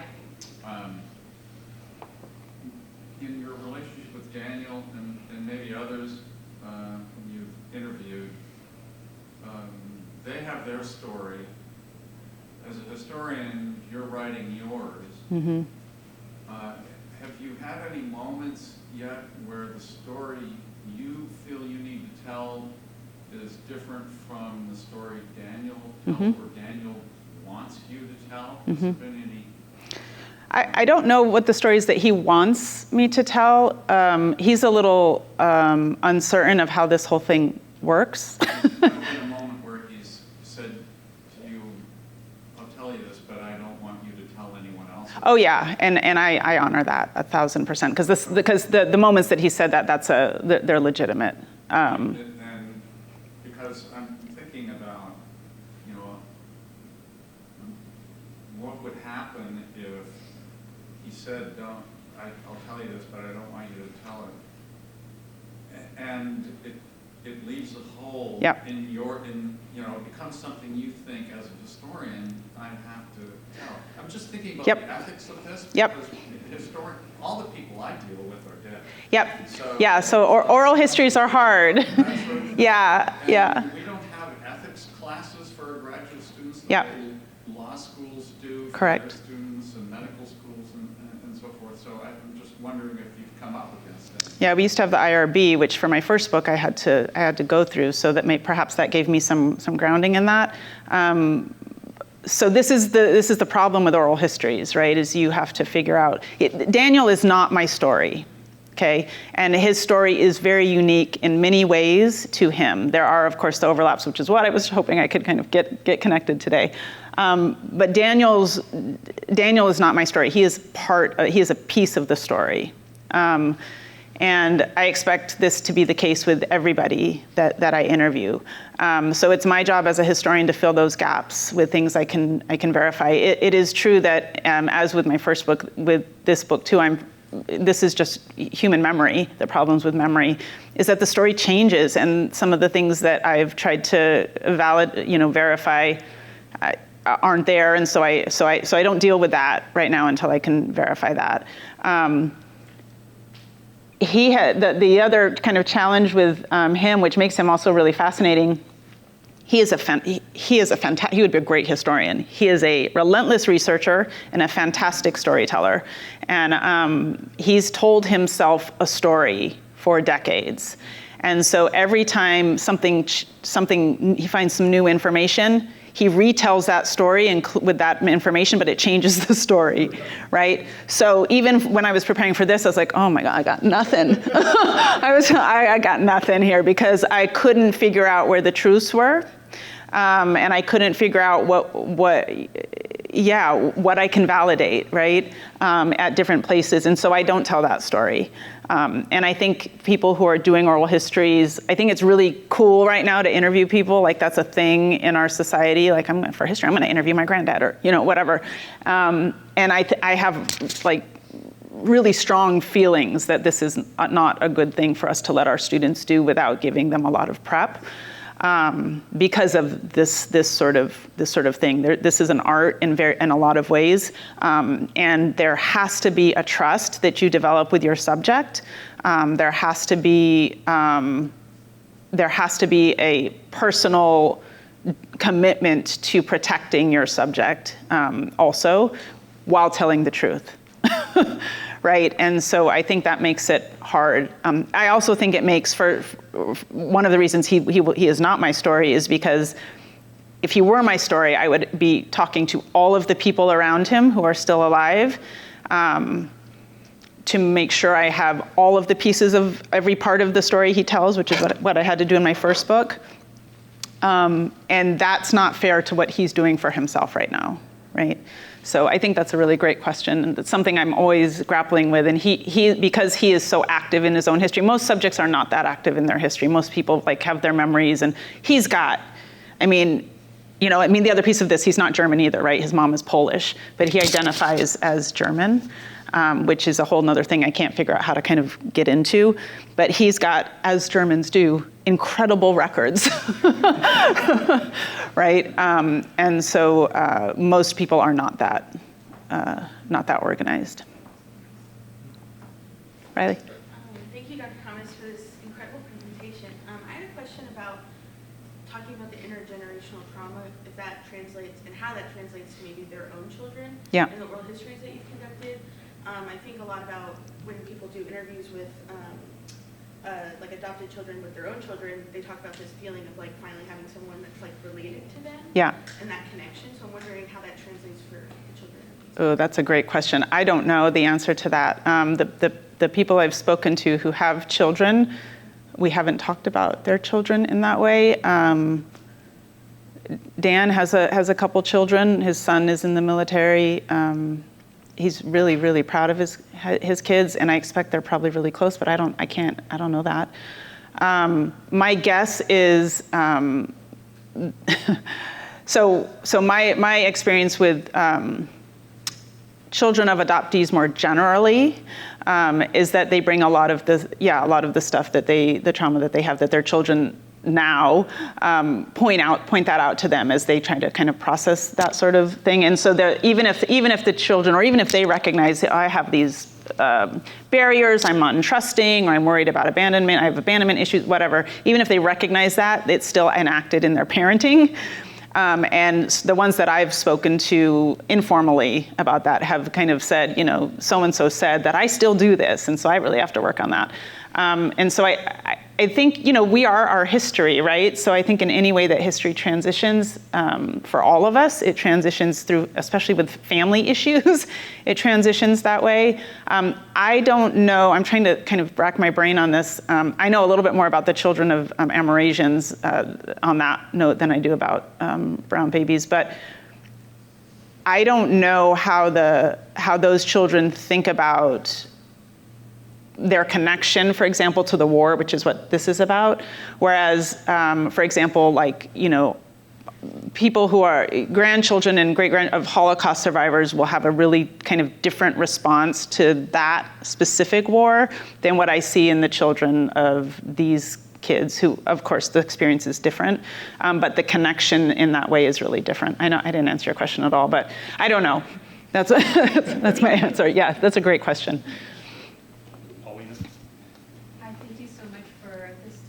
Thanks. It's very heartbreaking. Yeah. I have a question sort of broadly about kinship networks and thinking about these very sad stories where people lost their lives to suicide, feeling very isolated Yep. and alone.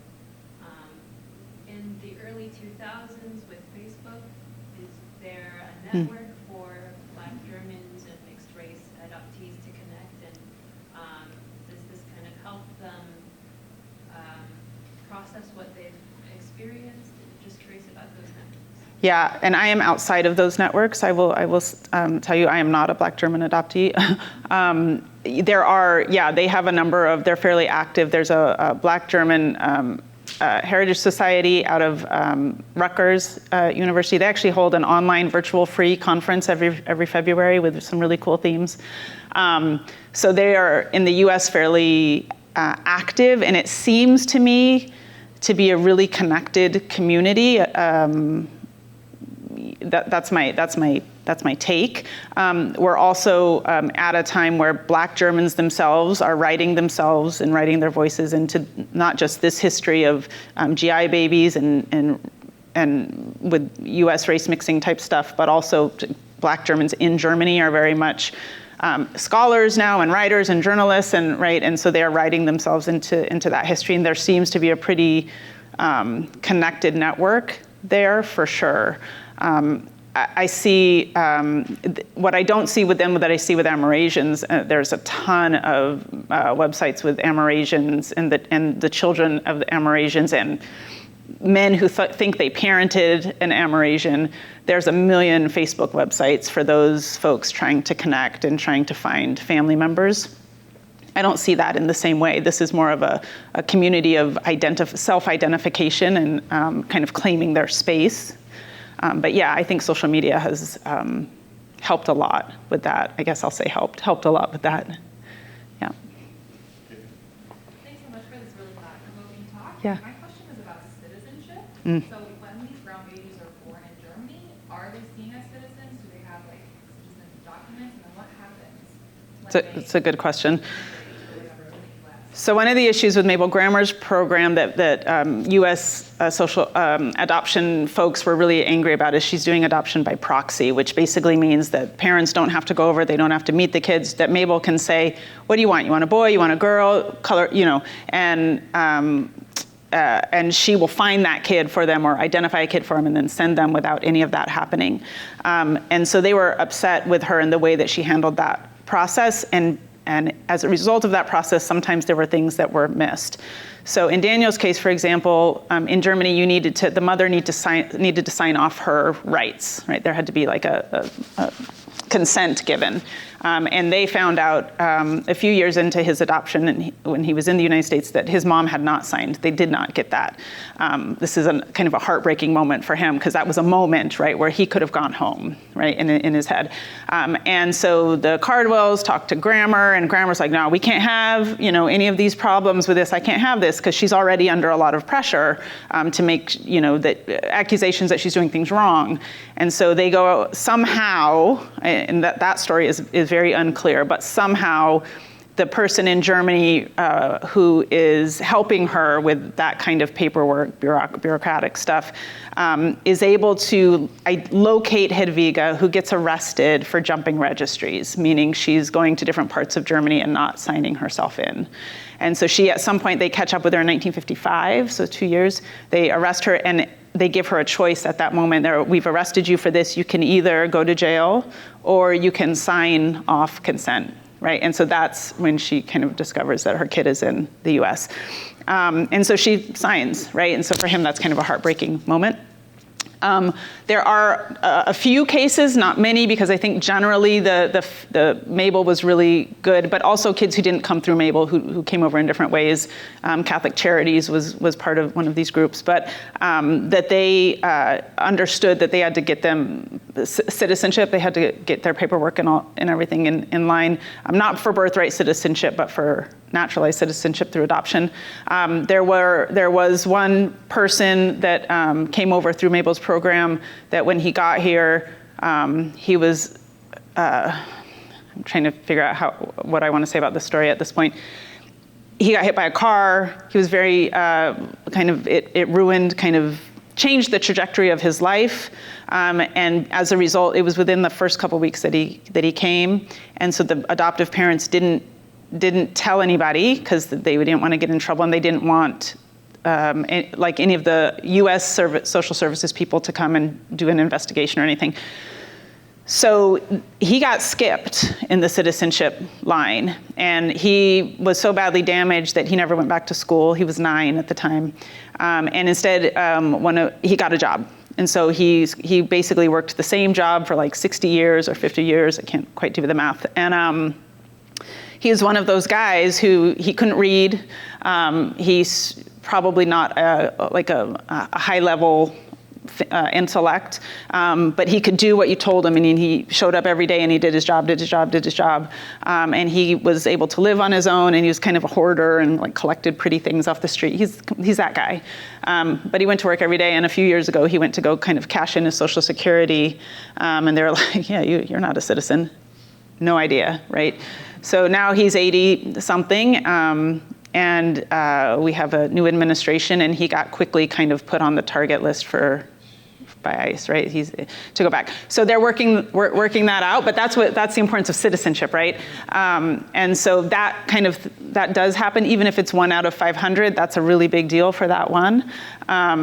For the Amerasian side, which I'll just talk about because I know a little bit more, the citizenship was also an issue, and we're having the same result today. They also, many of them who came over under the U.S. legislation were not citizens. They assumed that they were, and so it's only now, after we reneged on our deal with Vietnam in 2017, 2018 under the first administration, that we would hold on to refugees that came here through legislation from the Vietnam War, so that goes away, and a lot of those folks then get targeted for deportation, and so we're seeing that again now, and so many of them didn't know, right, until that happens. So the citizenship question is a big one, with real life today current implications. Yeah, thank you.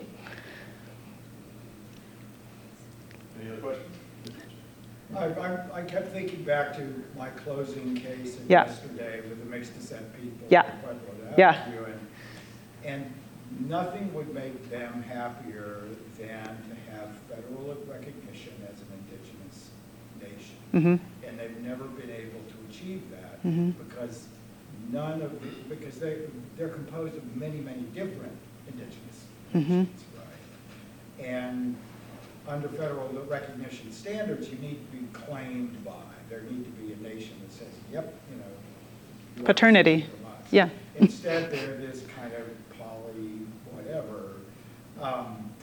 And we worked hard over the years. In 2007, the state of New Mexico recognized them as an indigenous nation. But it didn't come with any guarantees that federal recognition would come. And it's just, it's so strange to have, here's a blood story where people are yearning for one blood, and probably, I would say they would probably reject the fact that who knows, black blood in those lineages too, because there are a lot of African thought about like doing a think piece around some of these really intimate, powerful family stories, and then the larger issue of people seeking indigenous recognition as indigenous people? You know, we have cases we even talked about yesterday, last night, at dinner, where there are many indigenous people who don't have the advantages of actual affirmation. So has this come up at all? Like a think piece in terms of citizenship affirmation, in terms of... that it seems like there are parallel desires in both cases, but then they run up against the complexities of law and prejudice, even though the desires are very, very similar. Yeah. I mean, this would be a good time for that piece, right? So, so I haven't thought about that, but that is something that I could think about. You know, to me, all of this comes down to this idea of belonging. Like, people want to belong, and practically, it's important to belong, so that people can't do bad things to you. You know, the flip side of that is who gets to determine that at different points and why. And so, yeah, I hadn't thought about that, but it is something I could think about. Yeah, thank you. I see the overlap, so in our work, for sure. Yeah. Okay. Thank you.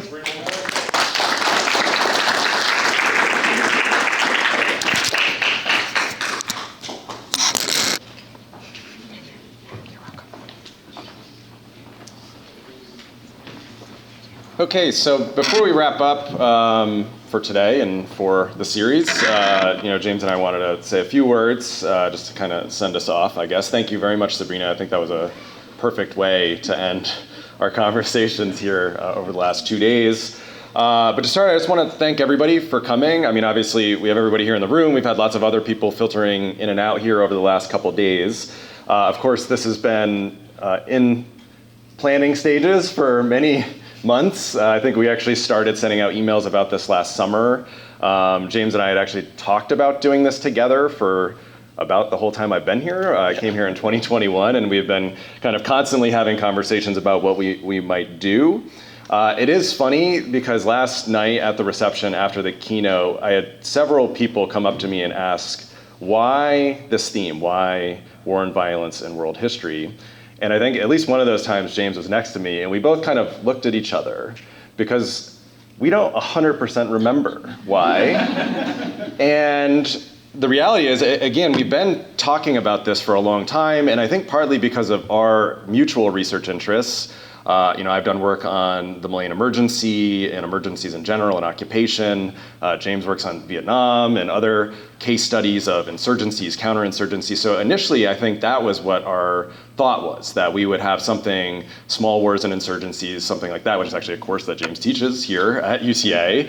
But then I think as we were, you know, continuing to think more about it, we were realizing that maybe that was too narrow of a topic. And we, of course, wanted something that would resonate not just with the times and everything going on, but with our community here, right? You know, to get students interested, to get, you know, potentially even people within the community outside of UTA to come, although I'm not sure how well that worked, but in theory, that's what we were gonna do. And of course, we had a long list of different ideas of what that might look like. And I think at the forefront of all of that was something that actually John brought up in his talk earlier, which is military history, right? That's kind of deployed almost as a pejorative in some cases, as I've seen in different contexts. And again, this is a conversation that James and I have had over the years about how kind of constricting that terminology can be and make that field, if it is indeed a field, seem, right? That there's so much rich, wonderful work that's happening about war and conflict and violence and things like that. And I think this theme was, you know, especially, we thought it was an especially good topic to bring out some of those complexities and some of that richness, I think. One kind of funny anecdote about this, although obviously this is not a funny theme or topic, is that as we were considering this topic and thinking about speakers, I reached out to James Brooks, who I had known for many years, and his response to me when I mentioned what the theme was was, what does it say about me that I'm the first person you think of when the topic of war and violence comes up? But really, it was from there when James said, yes, I'll do this. And of course, anybody who was at his keynote last night would know exactly why we got in touch with James about providing the keynote about this topic. But at that point, we were kind of off and running. And I think, obviously, all the talks that we've seen both last night and all day today, again, really speak, I think, to just how amazing this field is and all the great research that's being done in this space right now. Does this work? I think this one. No. Okay. Yeah, and I'd just like to say, as the quote-unquote military historian in the department, I think what we set out to do and why I think we ended up with war and violence, and there's probably an email chain that talks about this, but I'm teaching that small wars class right now, and the first 2 weeks, all we did was talk about like what is war and what is a small war, what's a big war, what's a weird war, what's a left war, And so the idea that warfare is this violence, and it really is just it's a human moment, right? And I'm so happy with how this turned out. I really want to thank the speakers because I think this showcases what this field, this really large field, really is. It's not, no one talked about bugles or banners, and no one mentioned Company A moved over Hill B, right? All we did is we talked about people and the way in which these conflicts and these moments impact people in the moment, in the post-moment for generations. And, it's such a deeply human experience that I think, the new military history, quote unquote, which has been new for 50 years, right? Maybe even 60 at this point. Showcase that it's not about what the pejorative kind of notion comes to it, that these are deeply human stories that impact people, communities, nations, identities, and these broader ideas that I think the five of our speakers really eloquently put together. And I do want to thank you all very much for your insight in being here. And I think, starting last night, James, you brought us to this point on violence as kind of a concept and how there's these kind of three beautiful case studies of how violence showcases these moments, whether it's we're re-understanding, we're relearning about something that has been disappeared through violence, or the creation of things that come through violence, right? And then this morning, Michelle and Alex showed us the ways in which violence and warfare remake both personal and communal lives at home, abroad, at the same time, and the way in which violence can really kind of remake these identities. And then this afternoon, we looked at the ways in which violence can transcend history and then generationally, right? Both kind of this big, broad idea that John's talking about of reimagining the idea of what a Greek mercenary looks like, or this multi-generational trauma that we're now 80 plus years past World War II, and this is something that we have very little understanding of, but to these individuals, it's their entire lives, right? And they weren't involved in the conflict, but I want to say thank you to all of you for sharing with us this really diverse view of the field, and thank you all for coming to be a part of it. And I think it came together really well. And I will say, I was very excited about the five of you, and I do want to say Susanna Ural was supposed to be here, but she's sick, and she would have added to this just as well. But I was very excited about this volume that we're going to put together now, because I was like, oh, these stories are going to work really well. And after hearing all of your talks last night and today, I think it works even better than I originally thought. So I'm going to hand it back over to David real quick, but thank you guys. Yeah, and it's always the case with, we all know this, with conference panels and everything else. We always hope that our papers will speak to one another and whatever, but it's usually just a happy accident when it actually happens, and that's basically, I think, what did happen here, over the last 2 days. But anyway, just to wrap up, I just want to thank a few people here, maybe more than a few people. Obviously, as James was saying, I definitely want to thank our speakers who are traveling from all over the country to join us these last 2 days at a very busy time of year. We're all wrapping up right now, and so, except for John, sorry John, who's on a quarter system, but for those of us on semesters, we're all wrapping up, and so this is a real hectic time of year, and so we do really appreciate you coming out and joining us here in Arlington. I also want to thank everybody who helped out over the last 2 days. days. We had lots of people behind the scenes, grad students who were manning tables for sign-ins, fetching water for speakers and running all over the place and just helping us out. Of course, also friends and faculty who are introducing speakers, both from here at UTA and also beyond. We really appreciate you coming. We want to thank Stephanie Cole, our department chair, who's been really helping us a lot behind the scenes in terms of figuring out all of this. Obviously, this is our first time doing this specific event, so Stephanie, of course, has been very helpful with all of that. Joe Carpenter in the back, who's been manning the cameras and videotaping everything, taking pictures. We really appreciate that.